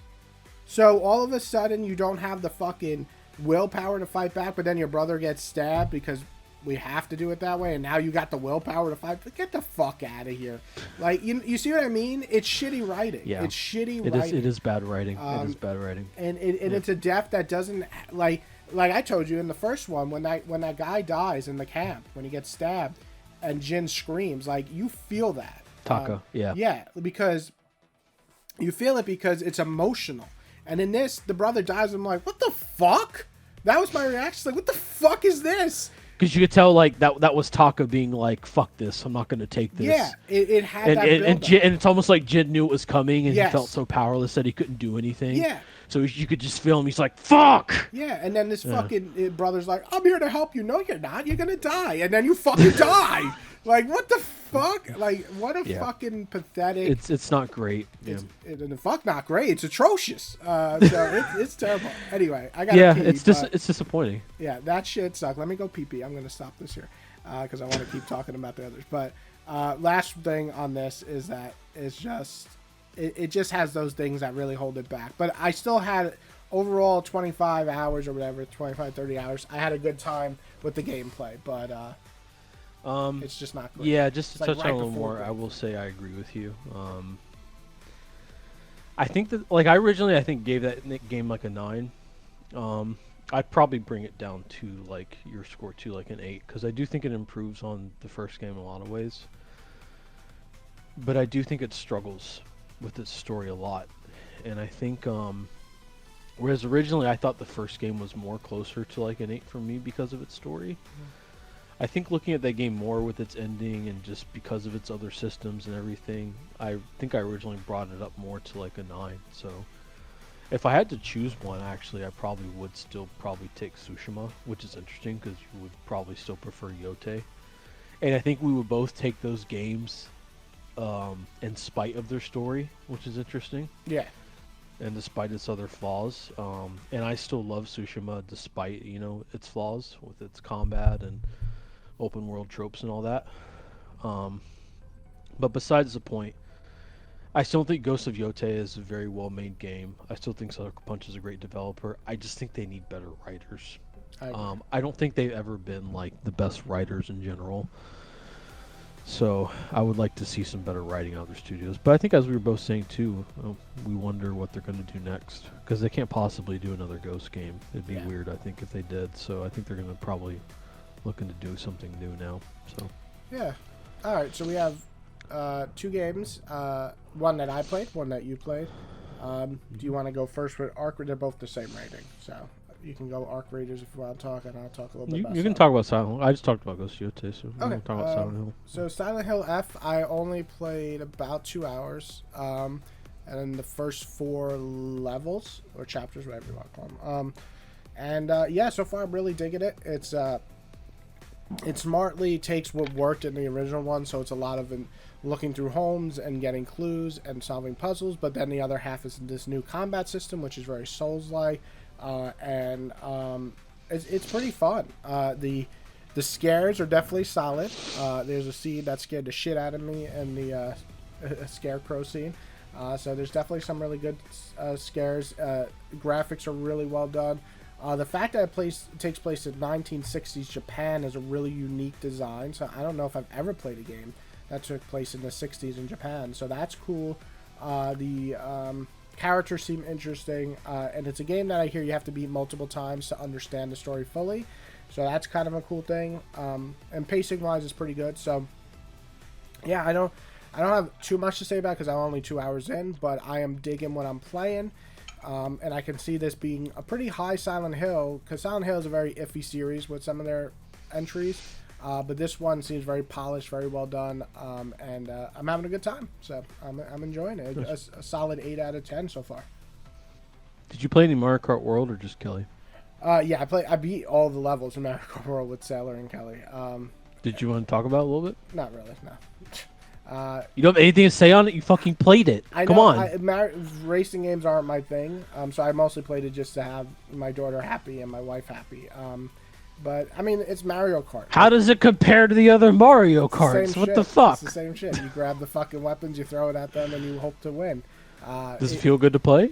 Yeah, I mean it's Mario. I mean it's Nintendo. I don't know if I've ever played a Nintendo game where I'm like, oh, this is fucking awful. I don't know if I ever played a Nintendo like published game, and was like, wow, this is atrocious. Super Mario Sunshine. No, I don't think Sunshine's bad. I think it's That game controls like shit. yeah, the controls. Donkey are messy. Kong Country, almost every single one, at least the Super Nintendo one. They're very hard. I'm not a Fucking hate huge those fan games. of those platformers either, but I still wouldn't say they're shit. No, they're not shit. I just think they suck to control. Yeah, Mario World is it's a fun game. If you like any of the Mario Karts, I'm sure you'll love it. I will say my wife hasn't gone back to it much after the initial 2 I've heard weeks. it's empty. Yeah, she just kind of played in. She played a couple of matches online for a couple of days, but that's it. She's much more into Digimon, which we'll talk about later. But yeah, overall it's okay. Don't have much to say about it. Oh, did they release Super Street Fighter yet? Oh no, that's just the Fight Pass. Okay. All right, so Arc Raiders, you've been jerking off about this game. What's it about? What's it happening? I wouldn't say I've been jerking off about it. I mean, it's great though. He said, "I've been It jerking won. off It 10 won. hours, baby." It won best multiplayer game. Yeah, well, at the what the Game fuck Awards. did it have competition with? Overwatch 7? I mean, Black Ops Battlefield 7. 20, Battle Ops 16. Like, all these fucking games are the same fucking Battle military. Ops 16 was Battle Ops. All these fucking military garbage ass shooters. All right, but tell me what about Arc Raiders? I mean, you told me it's a what do you call it? Extraction. Extraction, Shooter. which you know, I mean, extraction shooters now are like kind of their own thing, but it's basically like Helldivers, right? That idea where you extract and Yep. get out. Okay. Well, different with in the case of like with Helldivers, because with this you're Looting. well, I guess it's not that much different. In this, you're basically completing missions. I guess in Helldivers, it's yeah, like a similar circumstance. This you're more gathering materials. Yeah. I feel like in Helldivers, you're more doing like missions. Missions and Arc Raiders, yeah, Arc Raiders, you're more like finding material. I mean, you do missions in Arc Raiders too. They're usually objectives, but I feel like in Arc Raiders, you're more like gathering like certain Yeah. materials or something like that. Fetch quests and stuff like that. The missions itself aren't really like the core gameplay. The core gameplay loop is you are going in, you're trying to find loot, and it's a PvEVP experience. So you go in, you have the Arc enemies themselves that are on the map, and the map isn't like overly sized. I think the map is actually really good size. It's the same. It's the same. Well, no, it's not the same map. It's basically I think like 5 or 6 different maps, and each one also has their own nighttime element to them as well, which is great. It also makes it more difficult though. But I really like love this game. It honestly was probably my biggest surprise of the year. that surprise hit. As someone who doesn't really play multiplayer games all that much anymore, let alone competitive multiplayer games anymore, I really enjoyed my time with this. I haven't played it in about a month or so, but the time I have spent playing it, I've really enjoyed it. It's a fucking fly flying around. Get away from I've him! Really, yeah, I've really enjoyed all the time that I spent with it, playing with Gion, and even like solo matches, I've really enjoyed it. Yeah. I'm not sure how it's held up in terms with the community, but playing with players on PC, I've actually had some really good moments where people that won't shoot you and they're pretty nice, especially if you're playing solos. I've also had situations where they'll say they're friendly and then they turn on you and fucking kill you. And again, it's distraction style, so like It's anything America, that you baby. have on you, anything that you're going into the map with, that you're choosing to, if you die, and you basically lose all that shit. So, as well as anything you find. So, it's fantastic. It's got great music. It looks really good on PC, and it's just a great multiplayer experience. So, I mean, if you're even as someone who's not that much into multiplayer games, especially competitive, I still had a really good time with it. I didn't counter any cheating issues or anything like that. So I would say It's a good multiplayer session. yeah, and I think it's lower price too. I think it's like also like $50. I saw it for like or something like that. 27 already on sale on Fanatical, which That's is crazy. Yeah. I would say that's a killer deal for Yeah. it. If you're ever interested in picking it up, I'll definitely play it with you. yeah. That's a It's game I would really play. it doesn't feel like super high stressed. It feels pretty chill, and all the weapons feel pretty good to use. And it doesn't feel like super complicated. Yeah. And the enemies are really unique and cool. Like the world feels kind of interesting to navigate, and it's just a pretty like kind of chill experience to go in, kill some robots. Maybe fuck with a couple players, especially if you have a partner. Yeah. It's fun to play solo, but especially if you have like a friend. Yeah, you can pop it's a really fun to go. motherfucker. So, hey, And And the matchmaking is really good. So if you go in with duos, you'll be matched with other duos. If you go in with solo, you'll be matched with other solos. So I really like that a lot. Yeah. So it's great. Yeah. Cool. I really enjoy it. All right. It's not on my list. It's not on my list for the year, but I really enjoyed it. I mean, sleeper hits are needed as like good games that you enjoy, but they might not be game of the year, and I think that's awesome. I don't think I know you say you want to talk about a little about Metal Gear. I don't have anything else to talk about these other games because I have not played them other than Yakuza 0, and I don't really have much to talk about because I've talked about Yakuza at nauseum with my fucking rankings, so I'm not going to talk about 0 again. I want to play it. Yeah. I wanted to get that. It's Yakuza one of the bundle. best. 0 is one of the best. You will like it. I've heard mixed things. I've heard mixed things about the 0 director's cut. I've heard some fans don't like it. They don't like it because of the dub voicing, because they have this weird like only sub, you're not a real viewer. You like the dub. Yeah, like is like it just the the dub? Has anime nothing to do with the fans. gameplay? Yeah, anime fans are the fucking worst. They should all go in the trash bin. So Well, I was probably gonna play it in the sub anyways. Yeah, of course. But either way, yeah, I wanted to get that bundle thing off of PlayAsia. Oh, It's 0, like 1, 70. and 2. Yeah, like the Steelbook one that came with all 3 games for like $76. I mean, the Steelbook was cool, but it just seemed like a good deal for all 3 games. And then they fucking canceled my order, and then like I went on eBay to try to find it, and people are selling it for like $200. I'm like, that's cool. Give me one I'm not second. getting this. Yeah. Yeah. What's up? No. What's up? What's up? Oh, you want to say hi to Robbie?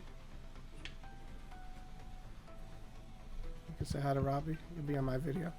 Look, everyone, my hot ass wife. Hi, Kelly. Hi. We were just talking about how I raw dogged you yesterday. Okay.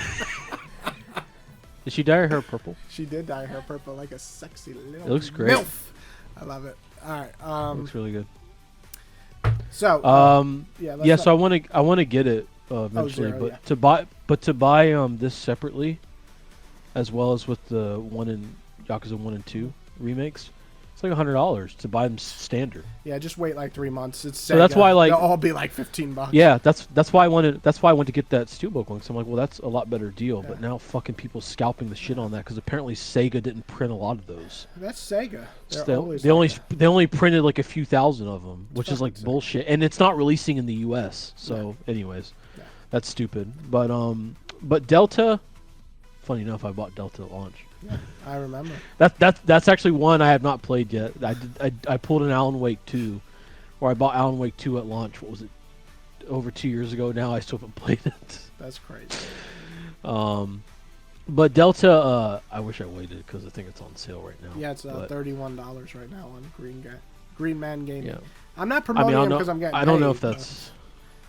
Yeah, I don't know if that's the case for the disc. But either ways, yeah. Oh no, it was. It was $30 on Amazon during Black Friday. For the disc? Yeah. Oh wow. Yeah, I fucked myself with that one then.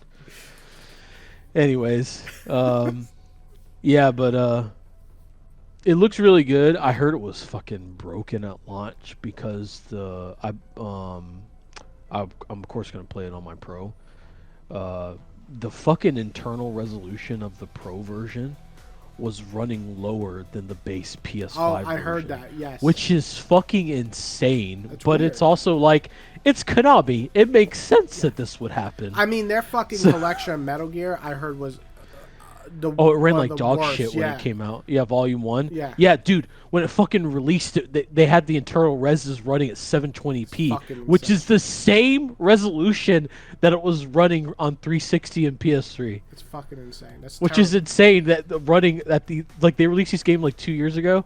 They released it on PS4 and Xbox One. It's like, how the fuck are you guys releasing it that running at Konami. 720p? I mean, I love Konami. Not even because 1080p. They try to like release some good games, but sometimes, man, they just fuck up shit like that, and it's bad. It's the fact that they did that though, and they weren't even like upscaling it. Yeah. It's that your TV or whatever had to do it. But anyways, yeah, I think that's fucking crazy. Yeah.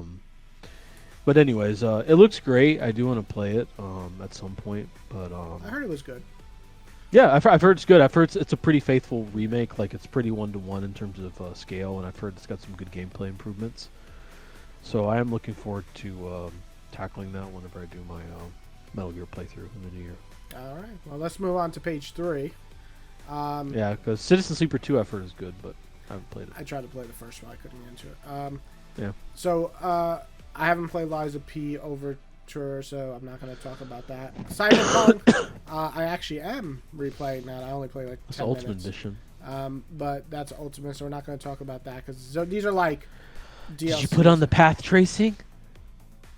Yeah, on PC. Yes. Because now you can max I can everything do out. it, You have a yeah. more powerful PC than me now. Yeah. Turn on path tracing. You'll see what I mean. It Yeah. looks fucking incredible. I What mean- resolution your monitor? This one, The the one I 1440? main use is 2000 something. I don't know. 1440 maybe. Yeah, whatever that is. Okay, so the 100 line, I've heard amazing things about this game. I do want to play Altars? it. Which one? The altars? No, the Oh, the 100 line. Okay. Yeah, I've heard so many good things about this game, and I do don't want think to I've heard get this it. one. Yeah, supposedly it's phenomenal. Like everybody says, it's such a dark and fucked up story. I do want to play it. It looks really nasty from the trailer. Well, this looks cool. Yeah, It's a Switch game. it's on PC I like as the well. art design. Yeah, it's on PC. Oh, is it? Yeah, The 100 line last Yep. defense. I like the art design. Yeah, it looks great. So I do want to play it, but I haven't. And then the only other game on here that I have, actually no, I didn't play any of these games. Octopath Yeah, Traveler so. Zero, I haven't played. I want to play that. I have the first one on PS5. You to play it do? on my Portal. Yeah, I have it to play it on my Portal. I need That to buy seems that. like a good Portal game. I Uh, want to play that one, and then the second one. The Zero, the one that just came out, apparently is a prequel. It's a prequel, yeah. But So the it's first one, supposedly- I think it's a continuation of like the mobile game that they put out. You can like create your own character though Yeah. in this one. I mean, the thing about Octopath that's cool is that it has separate stories that eventually all intertwine. I like that idea a lot, so you don't get bored. And so I'm a big fan of that idea. it has a beautiful art style too, and I've heard the Yeah. music's great. I mean, I'll tell you right now, Square, in my opinion, with their 2D games, have been killing it. And I'm just going to mention Dragon Quest 1 and 2. Again, I haven't played these remakes, but I'm a huge fan of Dragon Quest. I played them all. And from everything I've seen of gameplay, these look great, as well as Dragon Quest 3 that came out earlier this year. Yeah, I've heard they're pretty good. I've heard they're pretty good. Yeah, I mean, they look I love that, like, 2D with 3D effects, like Star Ocean, Second Departure. They did that, and Octopath. Like, they're 2D, but they have, like, advanced graphics that make it just look so fucking nice. What the hell is this one? Ender Magnolia, Bloom in the Mist. I don't even see that. It's like at the bottom of the list. But here, Ninja Gaiden's good. The 2D. I haven't Yeah, played. Ninja Gaiden. I was gonna say I've heard that's great. I mean, all these games. Bravely Default is pretty fun, the original. But not much I really want to talk about here. So let's go to page 4, because there are games here. That Ender Magnolia game looks great. The Magnolia. Oh, they released on the bottom of the list, the third one. Yo, that game looks fucking beautiful as hell. Why don't I know this game? Oh, yes. Number 70. I have heard of this game. Oh, It looks wow. fucking gorgeous. That's a pretty good score. I've also heard the Altars is pretty good too. I've Is it heard good top? things about it, but the gameplay loop sounds like something I would absolutely hate. So Yeah, the gameplay loop sounds weird. I think it's like a roguelike. Yeah. It's like timed. yeah, Yeah, like outer Wilds. yeah, yeah. and I don't know if those from there. Okay, so next page is a couple of games I want to talk about. Doom of Dark Ages. Kirby. Well, no, I haven't played Oh, Dark Ages. you haven't gotten to Dark Ages yet. Yeah. Kirby here is actually one of my favorite Kirbys. I know you only played a little bit of this one, right? Forgotten. This is the expansion, but it comes. Oh, with the it. expansion. Yeah, I've only played a little bit of this one. Dude. I liked what I played though. Dude, the fucking ending to that game is absolutely bonkers. It's like the craziest shit Nintendo has ever done. It includes clones, torture, end of civilization. Yeah, it's crazy. You gotta play. You gotta finish. Well, it is a Kirby game. I've never played something like this. I'm not a Kirby I've ever played. But anyway, I did want to talk about Atelier. Battlefield 6. Nah, fuck that garbage. Atelier Riza, the collection, is the. Atelier Riz the collection. Where's that? It's Oh, 80. yeah. This is a really great collection for fans who have never played Atelier games. This is the series during COVID that got a lot more people playing, and it became a bigger franchise. I think these are great examples of a game that's very easy to play, jump in, and very laid back. This is like the perfect podcast game. This is the perfect like sit back and just enjoy stuff. Things like Animal Crossing. Not that they're similar, but just very laid back. I personally played all three of them. I shouldn't have played 3 after playing 2 because that burnout was real. But absolutely love 2. I think 1 is good, and I think 3 is okay. But overall, all these games are like $30 each, or you can just buy the whole collection for like 60 or 70 or something like that. So yeah, great DX versions. They're basically the final versions of these games that will come out. And then Battlefield 6. No man, fuck Battlefield 6. We're not talking about that trash. Outer Worlds 2, I had no interest in. I don't know about you, but I tried playing the first one. I wasn't that into it. Sucked. Sucked. I don't know why. I really wanted to like it, but it just couldn't grab me. It sucked. The gameplay sucked. It was really boring. Which is Obsidian, because I haven't played New Vegas, but like it was Obsidian. I mean, I like Obsidian. I think I heard good things about Grounded and stuff, but I just had no interest after playing the first one because the first one sucked. Oh, number 94. Oh, before we get there, I just want to say, look outside. I appreciate what this game tries to do, but I could not get into this game the 3 times I tried. But look outside. It's like it's number 84. Oh, this is a 2D horror survival RPG turn-based. It's such a unique idea. Oh. But I did not like it. You don't like it? Yeah. Okay, so what game were we talking about? 90. Tony Hawk Pro Skater 3 and 4 I heard were decent. Yeah. But not as good as the Pro Skater 1 and 2 remake. Primarily because, do you know they fucking like axed like 3/4 of the soundtrack? They have to, because they would have to get the rights again. Well, they got the rights for the 1 and 2. Yeah, but I think there's some like big hits in here that they would have to pay. Yeah. It's just fucking crazy. Yeah. But anyways, I hate that. Like when a iconic game series can't recreate. Yeah. I would like to pick those up eventually when they go on sale for like $20. I have the first ones, but I'd like to pick those up when they go on sale. So Peak. I was gonna say 2K26. Oh. I haven't played this. I was gonna say. I just heard Amy say no. I'm proud to say. She said no. She knows. So as you know, I've been playing 2K since 2010. Mm-hmm. I'm pleased to announce that this was the first year. Yep. You said no more. Legitimately, that I'm not buying 2K anymore. Yeah. I'm finally past that time where I don't watch basketball at all anymore. I stopped following pretty much the NBA on social media and everything. I feel like that time in my life has passed. I still like basketball as a sport, and I still have my knowledge of it, but I just don't watch it anymore. I don't keep up to date with it, and just like, why would I keep buying 2K if I don't even like know what the fucking players are on the teams anymore, or coaches? Who's that guy? Yeah. So, this guy? That's Shea Gilgeous-Alexander. I was joking. I would say like that's if you turn in the game, you're like, I don't know any of these people. Yeah. So I didn't buy it this year. And you know what's funny? These fuckers, these money-hungry cocksuckers. This game came out September 5th, 2025. Do you know how much this game was? 200. On fucking October, I think, or like November 5th, like 2 months later. It was fucking $30. That's crazy. It was $30 2 months later. I think it's because it's a $70 game. You know what it is? These sports games are starting to lose their footing. Like, it's not like it was 20 years ago or even 10 years ago, where they could just simply release a rehash and make a ton of money. I feel like they're starting to lose that a bit. I mean, they still make so much money, but well, you know why too? Yeah, but you know why too? The reason I stopped. They've started to create this like strictly as a fucking game that it's literally for the fucking whales. Yeah. Like you get on, it's like the fucking monetization of the premium currency is fucking atrocious. like you have to do so many fucking CPU games, like where you're facing the CPU, like in your career, to earn any kind of virtual currency to like upgrade your character, your player. Where it's just like it incentivizes you to spend the money on the virtual currency to upgrade your player. It's just like I don't want to fucking do this. I don't want to spend dozens of hours of my life playing your fucking bullshit when I can spend that playing other great games. Yeah.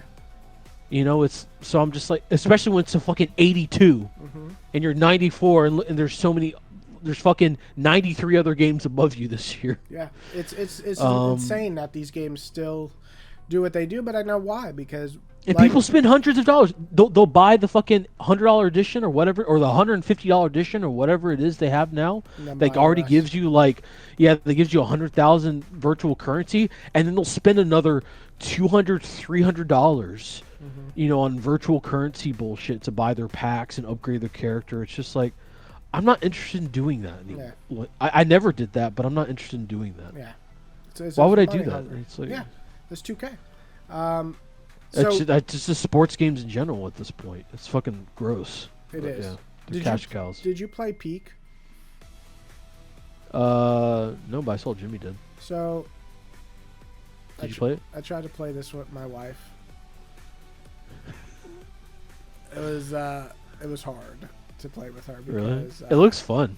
It was fun, but my wife gets frustrated very easily with controls, and oh my god. She got so angry so many times that after like 20 minutes I said we can't play this anymore. She is just not good at it. It's on sale for $4.95. Yeah, I mean it's not a bad game, but it's not a game that's really for me either. It's basically just climbing a mountain, but it's kind of boring. I could see it being okay with friends, but yeah, it was okay. Anyway, Ninja Gaiden 4. I was thinking about buying this game at lunch. Yeah, I haven't played it yet though. I was trying to make my way through the Ninja Gaiden series this year. I did play Ninja Gaiden Sigma. Which a lot of people say is the worst version of Ninja Gaiden 1. I don't know if you agree with that. I would agree, yeah. Yeah. I think I gave it a 6 after I finished it. But either way. This game looks awesome. Didn't you play Ninja Gaiden 2? Did you not? Yeah, I just haven't finished it. Oh, okay. Because I remember you playing. I think I'm like a third of the way through or something like that. But yeah, I have Black on disc. But yeah, I mean, all the footage I've seen of this game, it looks fucking fun as shit. But it's one I'm waiting for a sale. Like, I think it's like 15 hours. Yeah, I'll get it when it's like 25, $30. Yeah. Yeah, I didn't want to spend full price on it. It looks great. Like everything I've heard, like it's a Ninja Gaiden game. The story's dog shit, but it's fun as fuck to play. Game. Yeah, that's every Ninja. That's every single Ninja Gaiden game. If like, Ninja Gaiden had the a story's story, dumb as I would be blown away. Yeah, as soon as it came out, I'm like, yep, that sounds exactly what I expected. Yeah. The combat's fantastic, and the story fucking sucks. Yeah, that's every fucking game. Yeah. That's all I want from a Ninja Gaiden game. So I would look forward to playing that one, but I wanted to play it, but I didn't want to spend full price. Well, so play 3 first, so when you pick up 4, you're like, holy fucking shit, this is amazing. Oh, I am. I'm gonna play 3 after I finish 2. Okay, so I can't wait. Let's see. For the next page, we're still in 81. Wait, 81. I'm at for 97. the whole list. Yeah, I know. I'm saying for the score because you were saying. Oh yeah, shit. 80s. Yeah, we're still in the 80s. So, Sonic Racing Cross Worlds. This actually got quite a bit of reviews. I heard a lot of. I was shocked. It was good. Me too. I've heard a lot of people saying that they think it's better than Mario Kart World, which is crazy. But the fact that they have the craziest cameos, like fucking Yakuza, I'm like, maybe. Oh, do they really? Yeah. Maybe I gotta check that out. That sounds insane. Yeah. So. Yeah, is this on Steam? Let me see. It is, yeah. Sonic Racing. Yeah. Oh wow, it's still really expensive though. Yeah, it's $49 on sale. I'm gonna wait till that goes on sale. So Tales of Grace is a remastered. This was a game I did not like when it initially relaunched. So I'm gonna try the remastered and see if I enjoy it more. But other than that, I don't think I played. Oh, here it is. Here we go. All right. So 109. Yeah. Wow. Wow. That's really low for Assassin's Creed. It is. But at the same I would say that's lower. Let me check the other ones actually. My thing is the thing that's crazy. is why the What? fuck is it 81%? Nah, just kidding. The first one's 81. Mhm. Valhalla's 80. Odyssey's 83. Black Flag's 88. 2 is 90. Origins is 81 as well. Brotherhood's 89. 3 is 84. Unity is 72.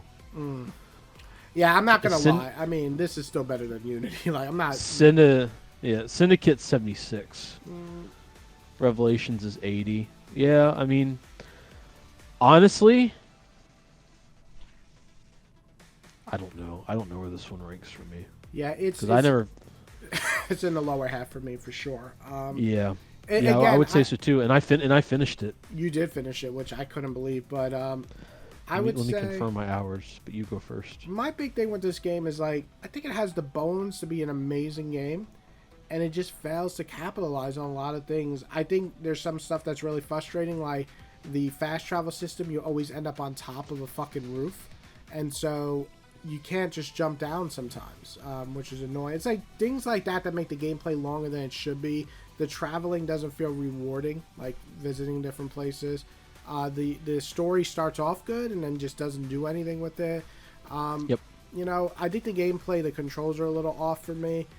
Saying that, I do think some of the fights are really fun. I do think the stealth is solid. And I do think that it's very accessible. So if you get frustrated with like enemies taking longer to kill, you can lower just the enemy damage input and still keep the hardness of being detected and stuff. Things like that are very cool in gaming for me. But overall, it's just okay. Like, I don't think it's a bad game, but it's just okay. And for Assassin's Creed, or once Temple, and not Temple, what would be the right word for gaming? Like a staple for gaming, a series that constantly put out quality. You just read like Assassin's Creed 2, Brotherhood, and then Assassin's Creed 3 and Assassin's Creed Black Flag, all in higher than this, and that's in a row. So I don't know. Question. It's just okay. Yeah. Because you're not really a big fan of the first game, would you play Assassin's Creed 1 over this? Yes, because it's more streamlined. I could finish that game. I can't finish Shadows, bro. After 35, 40 hours, it's like, how much longer do I have? I looked at a guy and they're like, oh, you still got like 25 more fucking main missions. I'm like, nah, fuck this game. I'm not fucking wasting my life. I'm not, all right? Like, it's just ridiculous. I'd rather jerk off to porn than fucking play more Assassin's Creed Shadows. Like, no fucking way. So that's all I gotta say about it. It's okay. But you know what? Okay means that I'm not gonna waste my time finishing it. Yeah, that's all. Yeah, I think that's fair. I finished this game. Yeah, I'm sorry. I finished this game, and I don't know like how set I was on finishing it, but when I looked up like how close I was to finishing it, I'm like, okay, like I have like maybe 10, 15 hours. I might as well. Yeah. I was so close to it. I'm just like, I'm not gonna drop it. Like, I might as well get the satisfaction of finishing it to give a full opinion on it. I finished this game at 69 hours and 41 minutes. 41 minutes, you fucking time that shit. Yeah. Yep. Well, no, it counts your playtime. Oh, yeah. I feel like every game should do that. Why doesn't every game count your playtime? I wish it could do that. But either way, yeah. So pretty much 70 hours. So maybe with some idle time on Steam, shave off a few hours if I had the game idle. So maybe call it 65 or something. At least. I still think that's way too fucking long. And that's barely doing. I would say maybe for the first 10, 15 20, hours. I would say maybe the first 20-ish, maybe 25 hours I was doing side content. Or throughout the whole game, I would say. So I would say that main story is still at least 40 hours, which I think is way too long with how mundane it is. Because I think when I started that game, I was like, I think this may end up being my favorite Assassin's Creed. And by the time I got about 40 hours into it, I'm like, wow, this is absolutely dreadful. Yeah. And I cannot wait to finish this. Because it really gets to the point where the fucking character upgrades go absolutely nowhere. I don't feel like it's satisfying to fill out that skill tree in any way. It is a lot smaller from Valhalla, and it feels definitely more streamlined. I do like that there's more kind of character skills that I feel like were more useful. But even still, I feel like from Valhalla, where they had this huge fucking tree, they made it smaller, but I feel like they made it too small. Yeah. I feel like there actually wasn't enough in this. And it got to the point for me where you had this really cool structured combat system that's animated really well and beautifully. Probably the best that Assassin's Creed's ever been animated. It looks fantastic.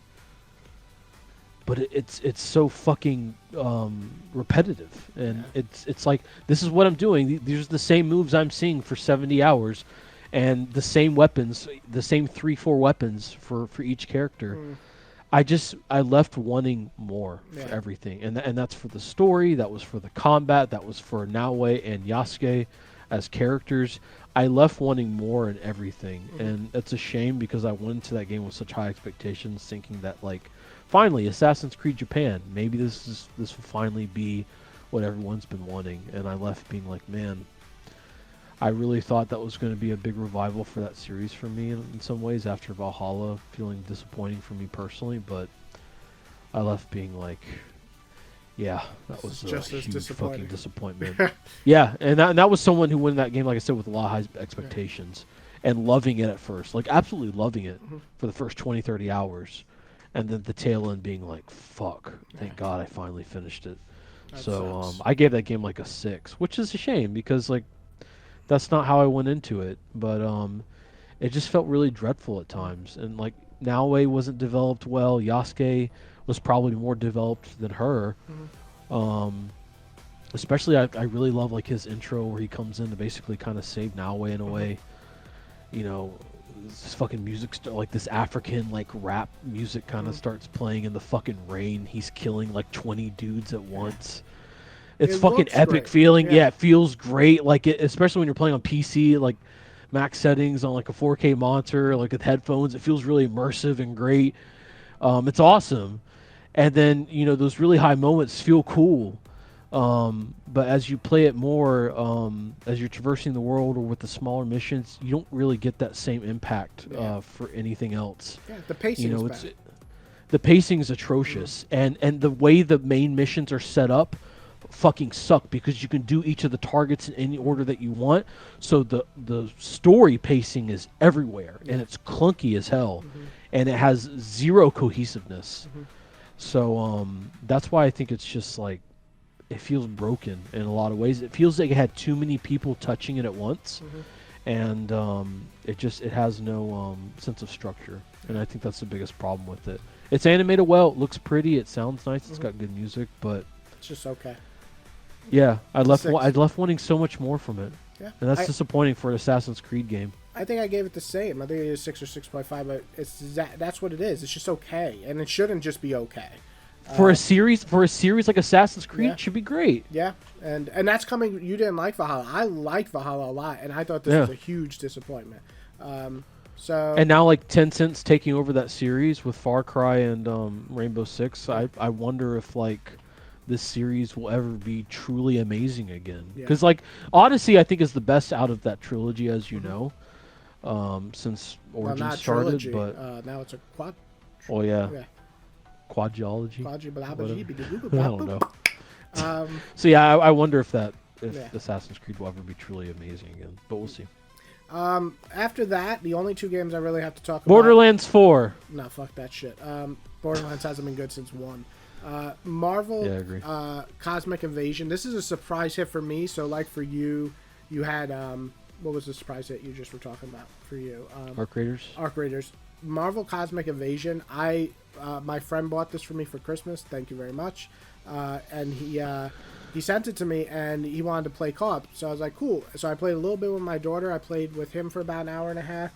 I played a little bit with myself. I love this game. This is a great beat 'em up. Very similar to Ninja Turtles. It's actually made by the guys who just made that Ninja Turtles game like 4 years ago.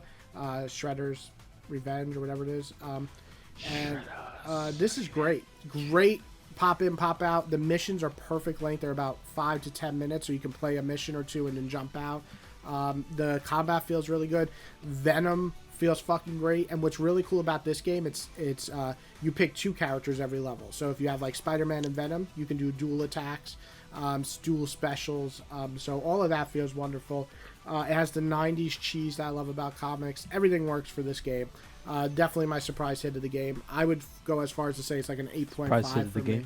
Yeah, surprise Of hit the of year. the year.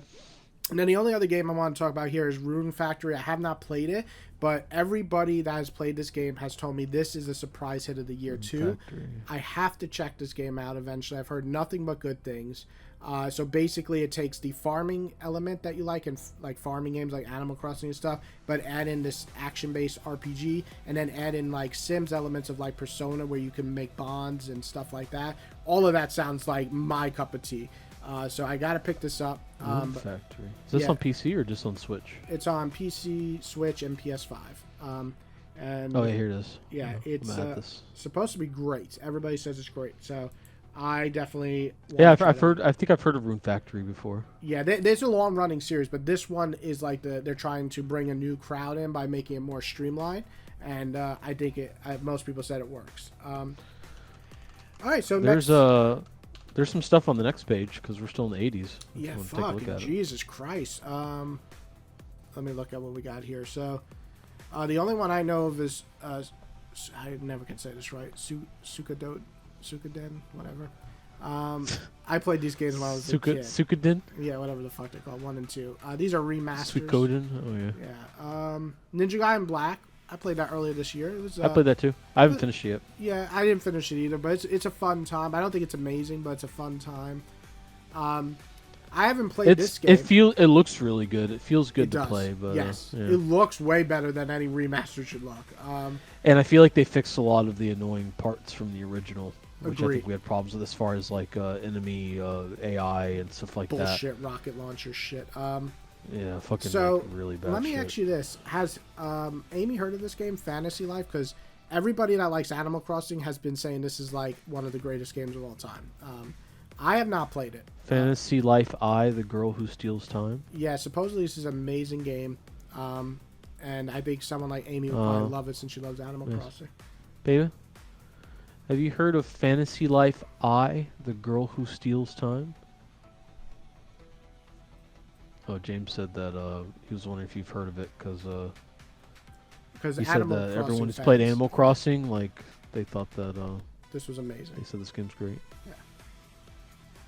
No, she hasn't heard of it. Well, maybe it's a game to check out, but I also heard We'll have to Hello check it out, Kitty then. was good too, which is Huh? insane.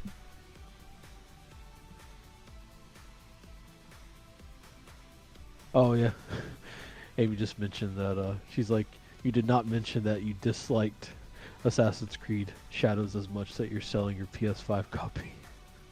I would eBay. sell it too, but Yeah, I actually ended up getting it for free oh, from Target, so that yeah. works. They never So- charged me for it. Hello Kitty, I heard was actually good. I'm not making a joke here. I heard it was actually a good game. It's like a Sims. Hello Kitty. Yeah, it's like Oh, what about it? Oh, sorry, go ahead. no. I was just gonna say, and then Atelier Yumiya is another surprise hit for me. It's one of my favorite games of the year. If I ever suggested an Atelier game for you, it would be Yumiya. Like, to me, that's the one if you're gonna like one. For you, just because you like a little bit more action, a little bit more, Atelier Yumiya. yeah, like special like attacks and stuff. This game is fucking great. I love this game. I put like 45 hours into it. Let me see. This is on PC too. Yep, yeah, it's on PS5 as well. Let me add it to my list. But Fuck, I can't spell this shit. yeah, that one will take a Atelier. while to drop because it's selling well. So, but it's definitely worth checking out. Other than that, I think I don't know if I have this one. No, I think I have Atelier Ryza. yeah, on because the Rise line. is now out with the DX version, so those are good too. But this one is more action, more like excitement. I added it to my list. Yeah. And then, is there anything else on this Avowed? list that you see? I honestly forgot Avowed came out this year. Oh, the Morrowind looking game. Yeah, I don't really care about that shit. I'm interested in trying it, but whenever I saw footage of it, I'm like, this game looks fucking strange. It kind of reminds me of like Might Magic a little bit. Yeah, I don't care. It just looks boring. It looks interesting. It looks better than Mortal's Valium. Sorry. I mean, like as far as like spellcasting games go, like Yeah. first-person spellcasting games, it looks better than something like that. I'm not usually into like first-person spellcasting games, Yeah, but This one definitely looked more interesting to me. I didn't know it was rated that low because I honestly forgot. I thought it came out last year. I forgot. I mean, it's not low. I mean, we're still in the fucking 80s. That's insane. No, I mean like 80. Yeah, I'm saying low as far as like I thought that it was rated much Oh, higher. oh. Yeah, in the Like beginning of the 80, year, 80 is still good, but that's like a Yeah. lot lower than I thought it was. yeah. I can't believe it. I'm on the next page now, and we're still in the fucking 80s. Yeah, I'm looking. Oh wow, you're right. Yeah, when does it drop off? Probably this page. WWE. Yeah, here it is. You So, played Tales of Zillia. Tales of Zillia is one of my favorite Tales games. My wife and I, this is the first game that we ever played together in 2013. Now they got the remastered. Really? It is a game that my wife and I beat from beginning to end together. It's so much fun, and it holds a special place because of that. There's a couple more we can talk about. I'm looking now. Let's see. Oblivion remastered, Dynasty Warriors Origins because it fell out of the 80s. Oh wow, I can't. You love that game. Well, So yeah, Dynasty Warriors Origins, and I think I still have it in my top 5 of the year. I think I made a video how it saved the franchise. I think it did for me. It's a game where Dynasty Warriors 8 was good, but 9 was not that good, and so I was pretty much done with Dynasty Warriors. I was like, I'll play them, but I don't care. Dynasty Warriors Origin is so much streamlined. It doesn't even feel like a Dynasty Warriors game sometimes. It still has the elements of this big army, but it feels much more brutal. The combat's much harder hitting, and you're playing as just one character, so his moveset is so much better than any of the other Dynasty Warriors. Yeah, this game blew me away. I played 45, 50 hours in a span of like a week and a half, which is not something I normally do.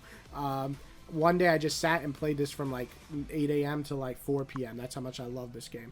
Oh wow. Yeah, it's even with the last mission pissing me off and dying like 17 times, I still loved this game. So this is like a 9 out of 10 for me. I love this game. That's awesome. I need to. I planned on hopefully finishing it before the end of the year. I don't think that'll happen now, but it's all right. I wanted to go back to it. They got the DLC coming out, which adds like 3 new fucking weapons and a whole new campaign. I'm like, what the fuck? Yeah. I've only played like 5 hours of it because I started playing So you got Kingdom Come Deliverance 2. 65 hours. Yeah, I only played. I didn't know it was that long. I thought it was only like 30 hours or something. You could beat the main story in 30, but then if you want to get the 2 other branches, you got to beat those in like 10 each. So it's like 50 hours altogether. Okay. I mean, I definitely will go back to it because from what I played, I'm like, this is probably the best Dynasty Warriors game I've ever played. Hands down. It feels so good to play. But and I love the music and everything. Yeah. And I played in Mandarin and it sounds so good. It is. And it feels really immersive. But from what I did play, I loved it. I wish I played more of it. But there's just been so many great games that have come out this year. But I really enjoyed what I played of it. Also, Oblivion Remastered, I didn't get to play much of. But from what I did play, I didn't have any problems with it. I know a lot of people did because of the UE5 traversal shit, which I get it. I've never really been too I've never really took too much issues with UE5 traversal shit because apparently they say traversal stutter with Unreal Engine 5. Yeah, I've never really had too many issues with that stuff.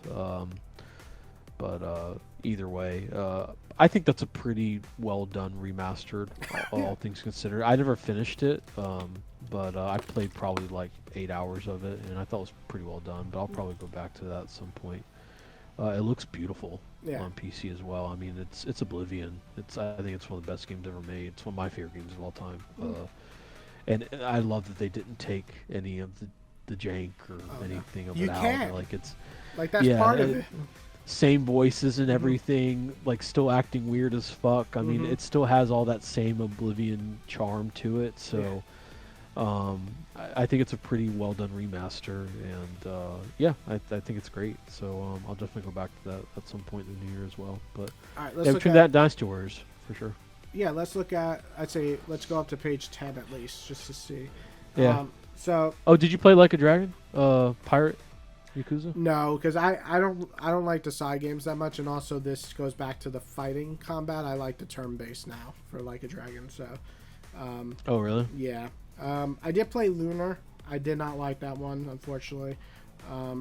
It felt very outdated to the point where I was like, this is too archaic for me. But really, yeah.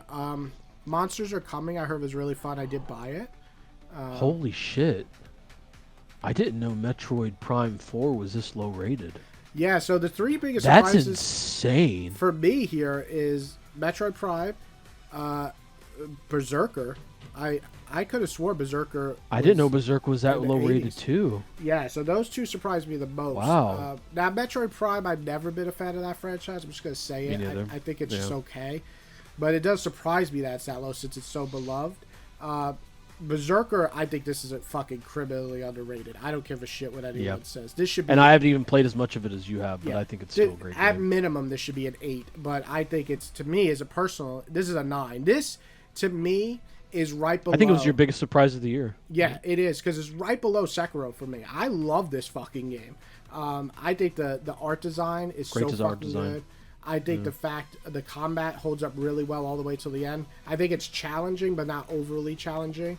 I love this game. I personally think it's one of the best, if not the best Souls-like game outside of the Souls games. I'm really glad you enjoyed it. Yeah, because you were kind of like skeptical on it, and you were asking me about it. Yeah. I remember you like, I you was think I would very like it? I'm like, wary. maybe. I was like, Yeah. maybe. I said, I think you'd really like the art design a lot. Yeah. But I said, as far as gameplay, I think it may be hit or miss for you. And then you got it. And you ended up playing more than me. 'Cause Dude, I was trying to play Kingdom Come Deliverance 2 and other stuff. I couldn't get And then enough. you're like, I fucking love this game. And Yeah. I'm like, I'm so happy to hear that. Dude, that last boss, no less than maybe like 22 deaths. I was getting so mad. Like, my wife would come in, and she's just watching me, and I'm getting so mad. I had to stand up to win. And, you know, it very rarely do I stand up playing. Were you playing on your Ally or on your PS5?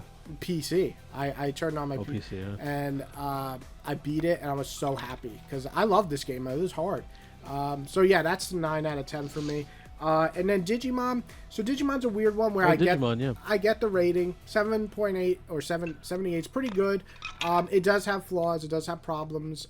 For me, I personally what I enjoyed, it's an 8.5. But I'm a mega Digimon fan.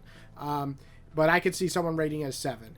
My wife really likes this game too, but even she's like, wow, this is a long fucking game. This is a long game. At minimum, I'm talking about 45, 50 hours, and most people 60, 70 hours. So it's a very, very long game. Yeah, I still especially for like an anime game. Dude, it's way too, the pacing's crazy. Now they do some really cool stuff with the story in the later half, but way too long. But overall, it's a great game. It's a great Digimon game. It's probably my one of my top 3 Digimon games. And graphically, it's a nice upgrade. I'm eager to see what else they can do. So yeah, I think I give it 8.5. I stick with that. Yeah, like this 78, I'm okay with Digimon. Berserker, I'm not okay with that score. I think that's bullshit. I'm still kind of in shock that Metroid Prime You're like rated fucking this low. I didn't know it was. I mean, these games have always been rated like in the 90s. Yeah, that is very People low. fucking love these games. I wonder why it's so bad. I mean, as soon as I saw it, as soon as I saw that Nintendo was locking like Samus's bike radio like behind like a fucking amiibo, like to get the fucking radio, it's locked behind like a $40 amiibo. I'm like, that is so fucking petty. Yeah, that's that shit these companies do. It's so fucking pathetic. I mean, look at the 3 Nintendo games, like Hyrule Warriors, Age of Calamity, Kirby Air Riders, and Metroid Prime 4. All 3 of these games are like Nintendo published games, I think. All in like the high 70s. That's pretty crazy. I expect Kirby to be that because it's very, very different type of game. It's wacky, it's weird, it doesn't make sense. So I expect that. Hyrule, I kind of expect that. I mean, it's a Warriors game, so... It is a Musu game. Yeah. But I am very surprised in Prime. That I am legit surprised about. Again, I don't like them. They're all like fucking 5 out of 10 for me. But, you know, if this is the worst of them, then I'm definitely not playing it. Yeah. Okay, so next page, we have Page Chained 9. Echoes DLC. I just finished... Oh, I was going to ask if that was a sequel. Yeah, no, it's a DLC. Obviously, it ranked not very well. Sea of Stars ranked higher for the DLC. Both came out with their DLCs this year. This one, I really enjoyed the game for what it was. It's about 7.5 for me. I don't think it's phenomenal like the ratings of the original, but I think it's a good RPG with some really cool story beats, and it's made by one person, which is fucking insane. Really? Yeah, the original game is made by one person. Other Days than Gone remaster. You love Days Gone, right? fuck Days Gone. No, legit, fuck that game. That game is garbage. I don't understand why people like this fucking pathetic piece of shit. I know you like the creator too. Don't get me started on that fucking loser.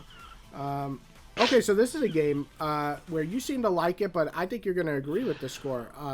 The Elden Ring Night Rain. Elden Ring Night Rain. Yeah, you seem to be like you liked it, but you also thought it's about a 7.5.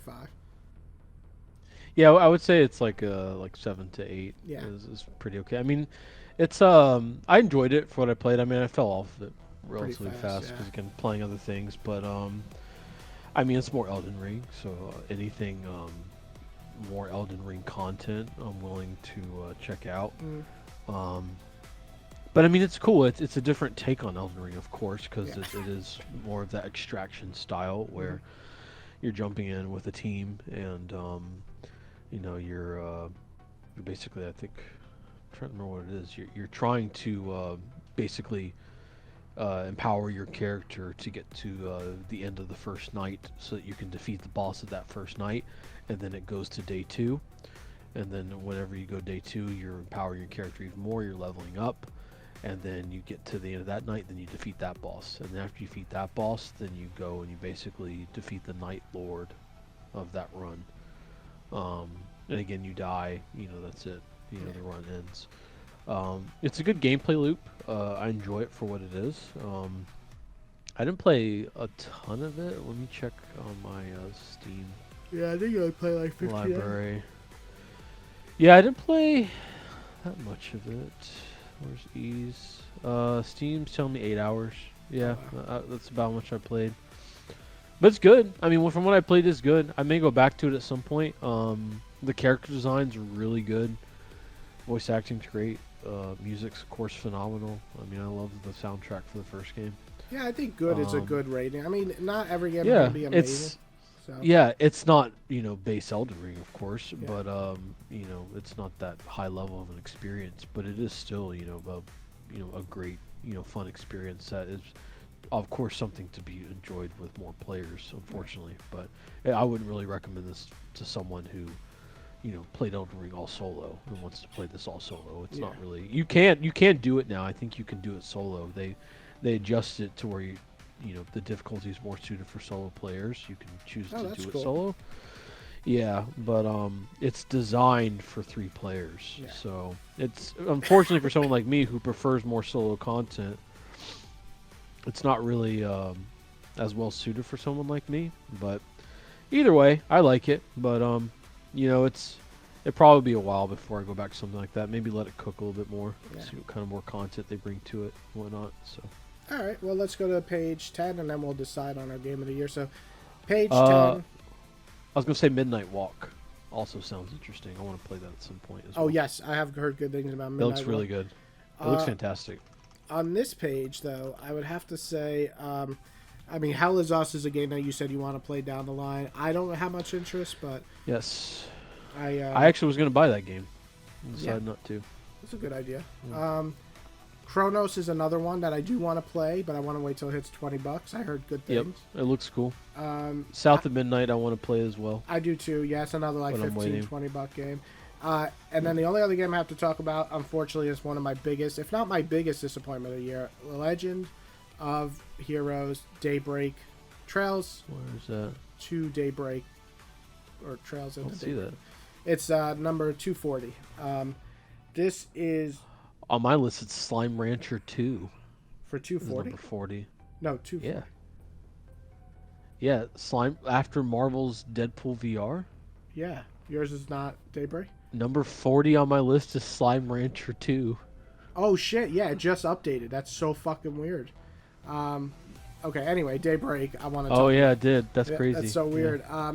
So Daybreak is unfortunately a really disappointing game for me. As someone who had the game of the year for the first one last year as my favorite game, Daybreak 2 gameplay wise isn't bad, but the story is absolutely a fucking misfire. It feels very rushed.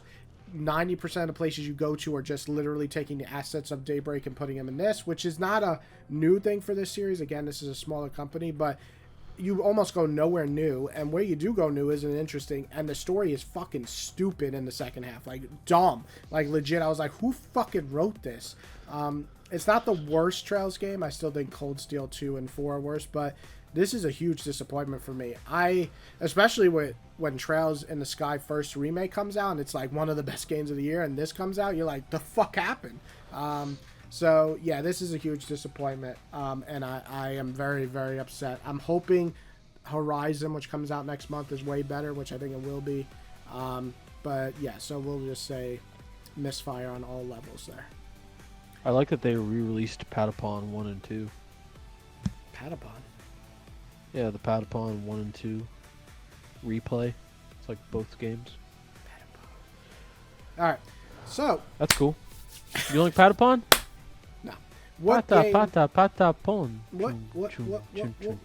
What game is your number one? What game is your number one? I wanna play Escape from Duck Off 2.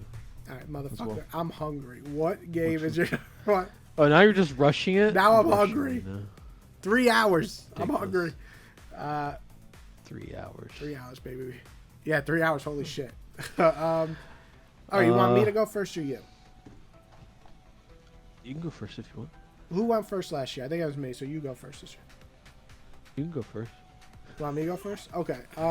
If you want to, I can go first if you want.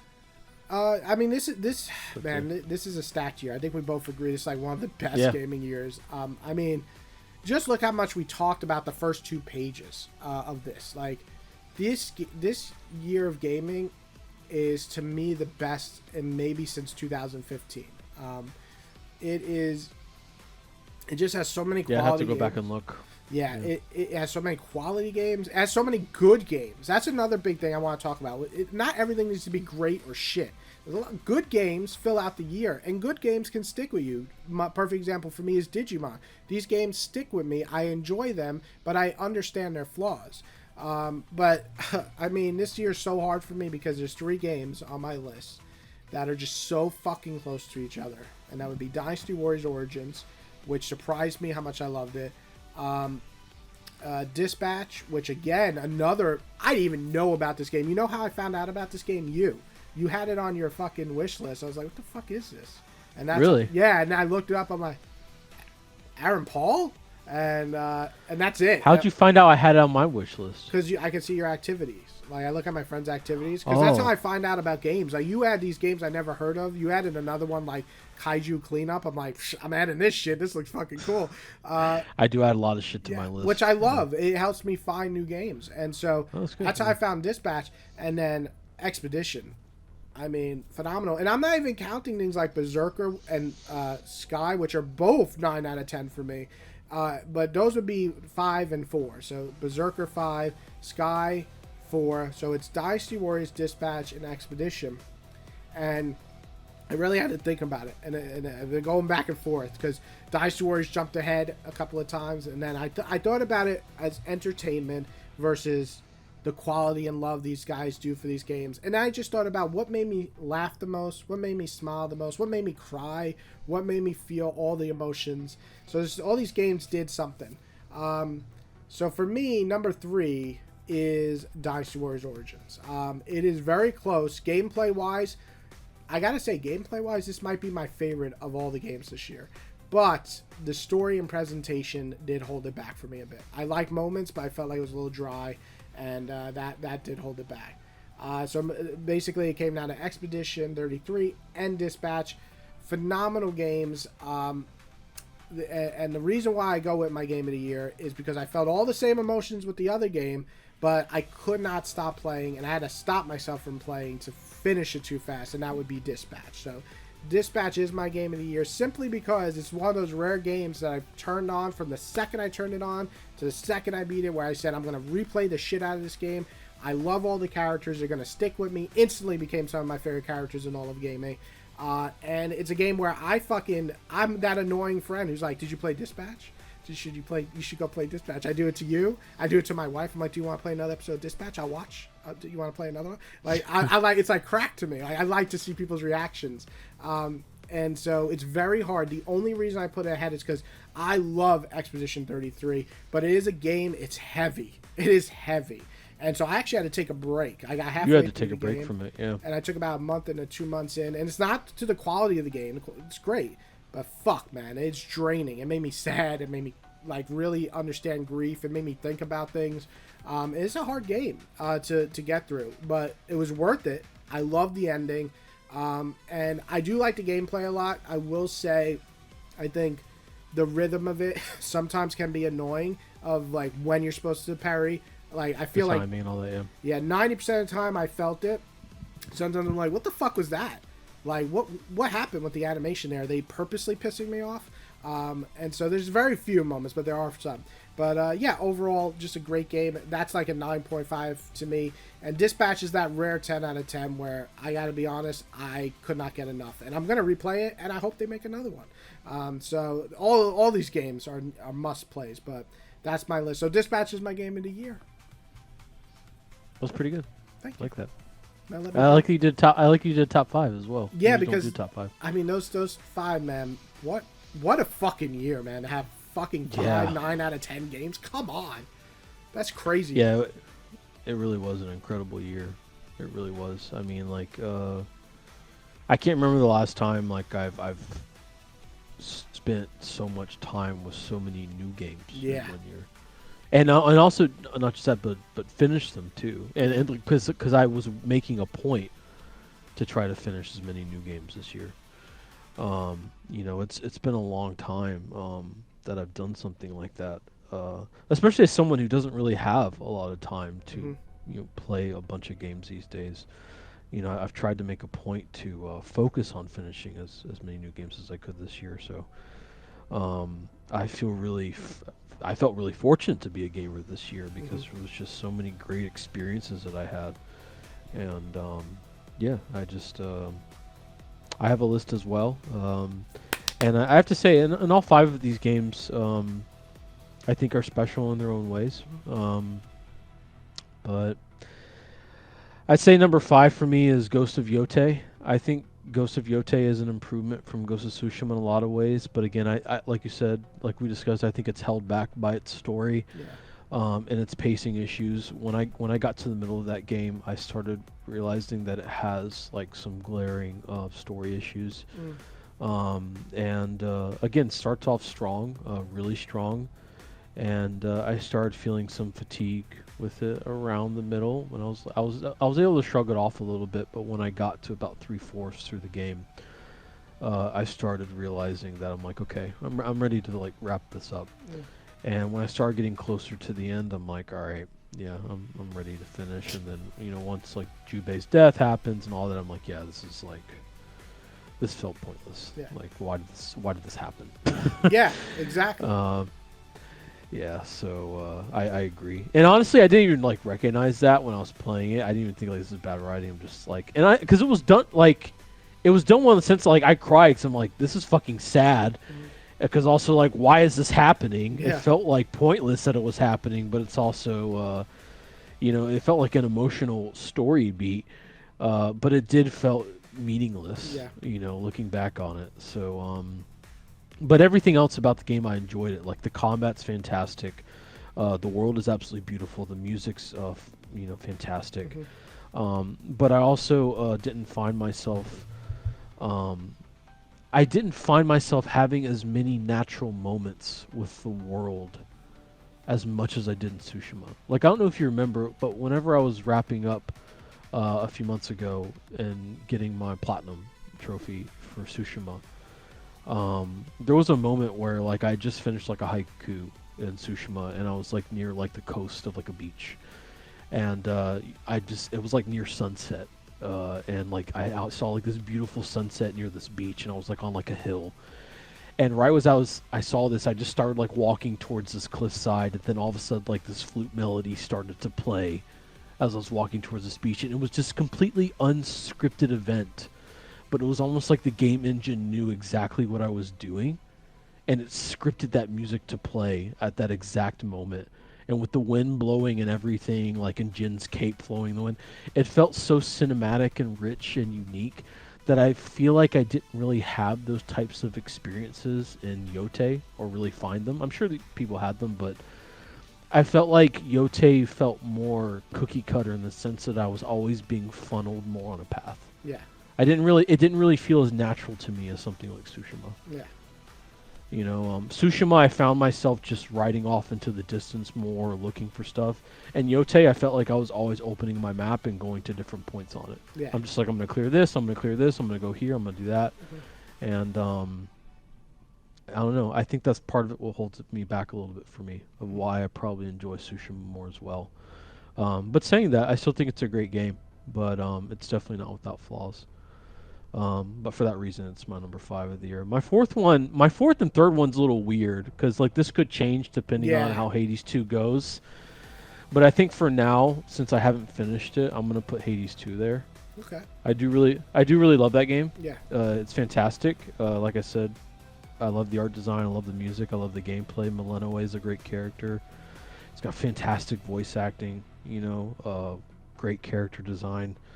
But you know, for right now, I'm going to put it in 4. But it could change. But for now, I think 3 for me will be Death Stranding 2. Wow. I really think, you know, thinking more about it recently made me realize, yeah, I really do love that game. Like, I spent 91.5 hours with that game, and I enjoyed them thoroughly. I definitely, like, the last 20 hours or so, maybe 15, I was getting to that point where I'm like, okay, I'm ready to finish this. Yeah. You know, because it's like, it is arduous a lot of times, especially when you're going in the mountains and you're moving slow and you're trekking through the snow and it's a really torrential, you know, harsh climate to traverse. You know, it is a particular type of gameplay for people that you really have to be into it. I guess yeah, you have to be really into it to enjoy it. But either way, I love Death Stranding 2 primarily too because of its story. I think it has a fantastic, you know, emotional, well-written story that made me cry a couple times, which I did not expect. Yeah. And I think it's well acted. I think it's you know, it's well voice acted, and yeah, I absolutely love that game. A lot more than I was expecting going into it. Especially whenever I saw it review well, I was just like, oh fuck yeah, like I'm ready for this. So and the having the great soundtrack on it too is just fantastic. You know, making your own playlist and just going trekking through the wilderness as Sam, you know, for deliveries is just a great experience. The combat's fucking a million times better too. Thank God. That I've heard pretty much universally. It's better. I understand people's complaints where they said about halfway through the game, it turns more into like a delivery truck simulator because you can like use the trucks and the bikes to like start moving around a shit ton of more cargo, which I did kind of get into that too. But I mean, you know, you don't really have to do that. But I get that there are a lot more deliveries where shit's like really fucking heavy and you need like trucks. But either way, I still love that game because I think it does have a much stronger story than the first game. But my top 2 games of the year are definitely Kingdom Come Deliverance 2 and Expedition 33. 2 RPGs, which is crazy. Yeah, 2 RPGs, which I guess is probably my most played genre these days. Oh, I mean, last year, well, not last year, but I feel like as many people as like complain like RPGs don't win Game of the Year. I mean, yes, they do. Like Baldur's Gate 3 won. Yeah. Expedition 33. Like these games do win Game of the Year. I don't know what the fuck people are talking about. But anyway, sorry. What was the big one? What was the big one for 2022? I don't know. I know Expedition. I know Witcher 3 won. I know. I mean, you can argue Zelda Breath of the Wild is an RPG. It's a very open world adventure, but it still has a lot of RPG elements. And so, in a sense, you know, I think RPGs are a very strong genre that people like always say they don't win a lot. They do fucking win a lot, and they're usually highly rated. So I don't know what people are trying. Anyway, sorry, not to interrupt you. So between these two, no, it's fine. Yeah, I would say between these two, these are like 2 of the best RPGs I've ever played. For as long as I've been gaming, I absolutely love both of these games so much. I mean, Kingdom Come Deliverance 2 has one of the richest worlds I've ever experienced with some of like the best combat and some of the best music. It's fucking funny too, with some great characters and great writing. The main plot itself is good. I don't think it's like anything incredible. It's political intrigue, you know. It's got warring factions, you know, and It's the characters. yeah, it's Yeah. more the characters. You know, it's a little bit confusing at times to keep up with, especially if you play it at the beginning of the year, then you come back Come to back it to it. 7 months later after playing like 4 games. You're just like, what the fuck's going on? Yeah. But the main plot itself is fine, but either or more, you know, it's got great characters, it's got great writing, and it's funny. But it's more the world and the great combat and the music and everything. It's got great RPG systems as well, like a good leveling system and speech checks, and everything's just works really well for it. It just makes it like one of the best RPGs experiences I've ever had. And Expedition 33, I mean, again, like I said, there's really not much else I can say about this other than I just really do think it's a masterclass in every aspect of it. I mean, this game made me experience so many different kinds of emotions that I haven't experienced in one single game, like probably ever, or like at least in a very long time, like maybe since like The Last of Us or something like that. Which is why I think it competes for probably my favorite game of all time, and Yeah. why it's my game of the year. Yeah.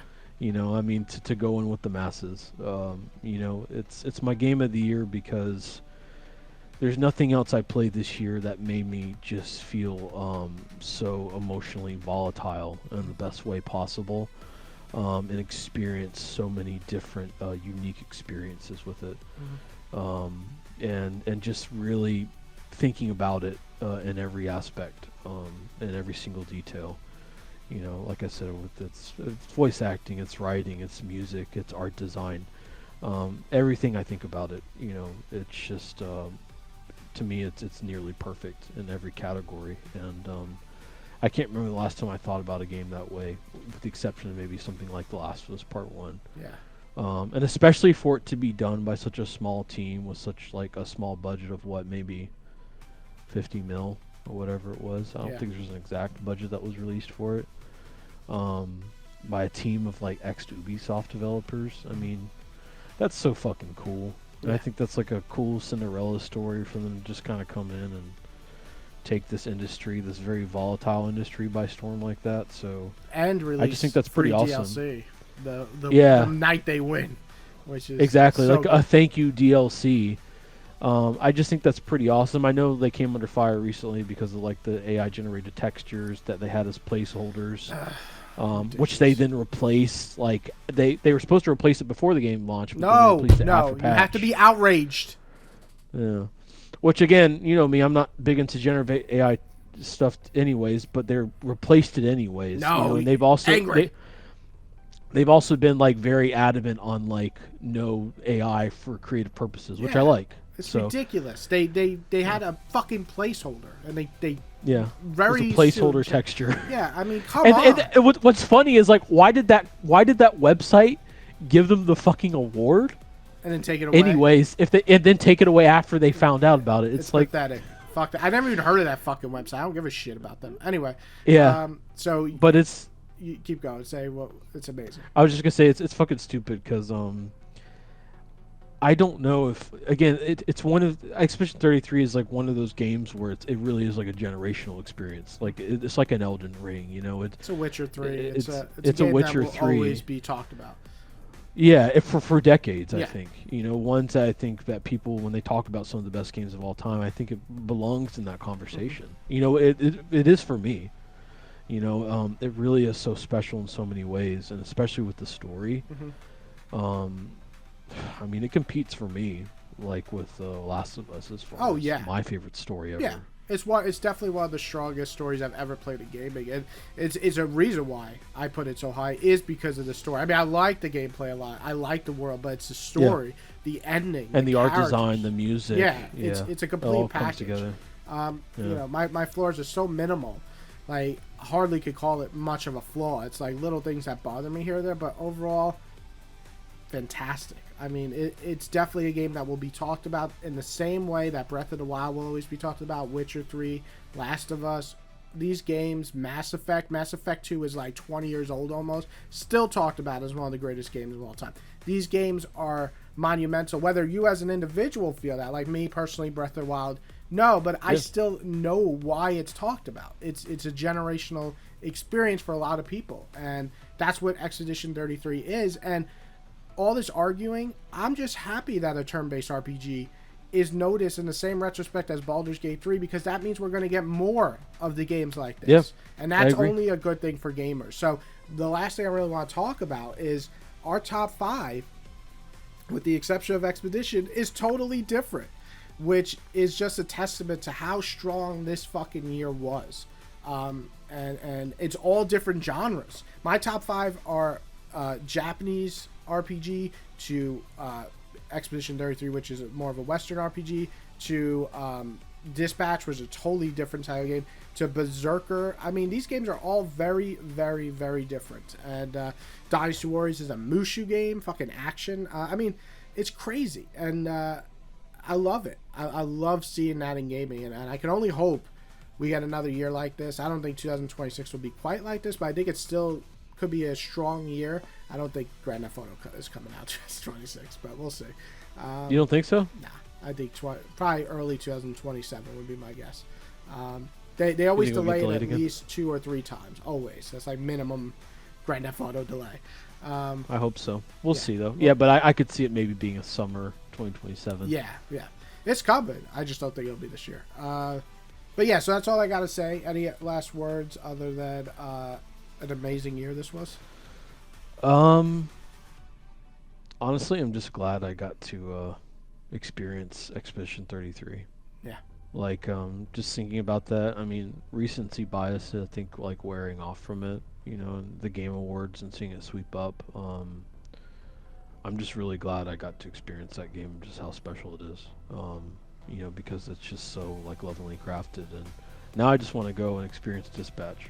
Yes. So I can see why you love it so much. Yeah, I think even the people who I've talked to, a couple friends who are not into superhero stuff much, and most of them still like, this is a great game, because it is, and it's a great game because of the characters. Whether you like superhero or not, just adds to the theme. It's the writing, it's the story, it's the writing, the yeah. story, the comedy, the emotional bits. They hit everything, and the voice acting is phenomenal. Oh, tell me a little bit about the gameplay, because you wanted me to play it to talk about the gameplay. Oh, yeah, so what it is like, you have a group of people, and you're dispatching them. So you just tell, like, say you take a Visigal, and you're like, all right, go to this, and the mission is like, we're having trouble with these people. We need to calm them down. So you want a stat, like, that will calm people down, that you're very personable and helpful. So you'll send this character, but it doesn't mean they'll automatically succeed. It's all based on stats. So you might succeed, or you might just miss it. So it's very, like, experimental. As the game progresses, you level up, it's easier to know what you're gonna succeed and not succeed, but it's a fun gameplay mechanic. On top of that is the choices. Every choice you make changes the outcome of the story. And then the only other gameplay is the hacking, which I thought was fun enough. So, like, my wife fucking hates the hacking part, but she likes everything else, so it all depends. But as a package, I literally had to be like, I gotta stop playing this, or I'm just gonna beat this in one sitting. And I had to do it like 3 times because I wanted to, you know, let it like seep in and enjoy it. So, yeah, I think you'll enjoy. I don't know if you'll enjoy as much as me, but I haven't met anyone who's like, this game sucks. I've met, this is good, this is great, this is phenomenal, this is one of the greatest games of the year. So I'm eager to see. I think you're gonna land in this is great. I'm almost sure you'll enjoy it. I haven't met anyone who's like, this is bad. I would be interested to see if you thought it was bad, but I think you're gonna like it. I have a good feeling. I think I will. Yeah. But yeah, that's it, guys. If you're still here after 3 hours and 27 minutes, Is this the longest one ever? No, the last year was like almost 4 hours. That was crazy. Was it really? Yeah, it was really long. That wasn't even as good as a year as this year. Yeah, that was so long. Oh, because your Stellar Blade rant was like 30 minutes. Oh yeah, we started going on Veilguard stuff. But you guys, I want to see what you, because this is a stacked year. There's games that we didn't even get to play, like Ninja Gaiden 4. So I would love to see other people's opinions. I know Donkey Kong is a lot of people's favorite game of the year too. Silk Song is one that Yep. neither of us played. That's very Silk Song, high yeah, that's a lot of people's game of the Yeah. year. Like, hey, if that's your game of the year, Post that's it. perfectly fine. Yeah, Tell us. I want to know why. But I hope you guys enjoyed. As we've been doing this as a tradition since before COVID or COVID. We right. started like 2021. Yeah, so we 4 years now, something Yeah. like that. Yeah. And if you guys ever want to watch those videos, we condensed a lot of them. So like years like 2000 to 2005, we did in one video. 2006, 2010. But as we got closer to like 2020, we started doing every year, individual years. So you can go back and watch those if you ever want to know our favorite games throughout the last 25 years. That would be awesome. It's a lot of fun, a lot of funny moments. I was very horny in a lot of them, so just prepare for that. And you can also see my evolution where I get really fat to skinnier to fat to skinny, and now kind of getting fat again. So I'm going to try to work on that for New Year's. But I hope you guys enjoyed this video. And we got a little something. I need to clarify something. Yes. Amy pointed out that since I need to absolve myself, the story for Split Fiction is better than It Takes Two. Oh, okay. Yeah, the story for It Takes Two is dog shit. Okay. That's like a throwback from 2.5 hours ago. I know. I was thinking about that on the toilet earlier, but I was like, yeah, she's Thinking of right. shit. What's worse, this shit or the shit I'm All right, guys. I hope you enjoyed, and we don't have any Pikachu popping pussy, but I know you guys remember that moment. It's always stuck with me. Pikachu popping that pussy. All right, that's enough of that.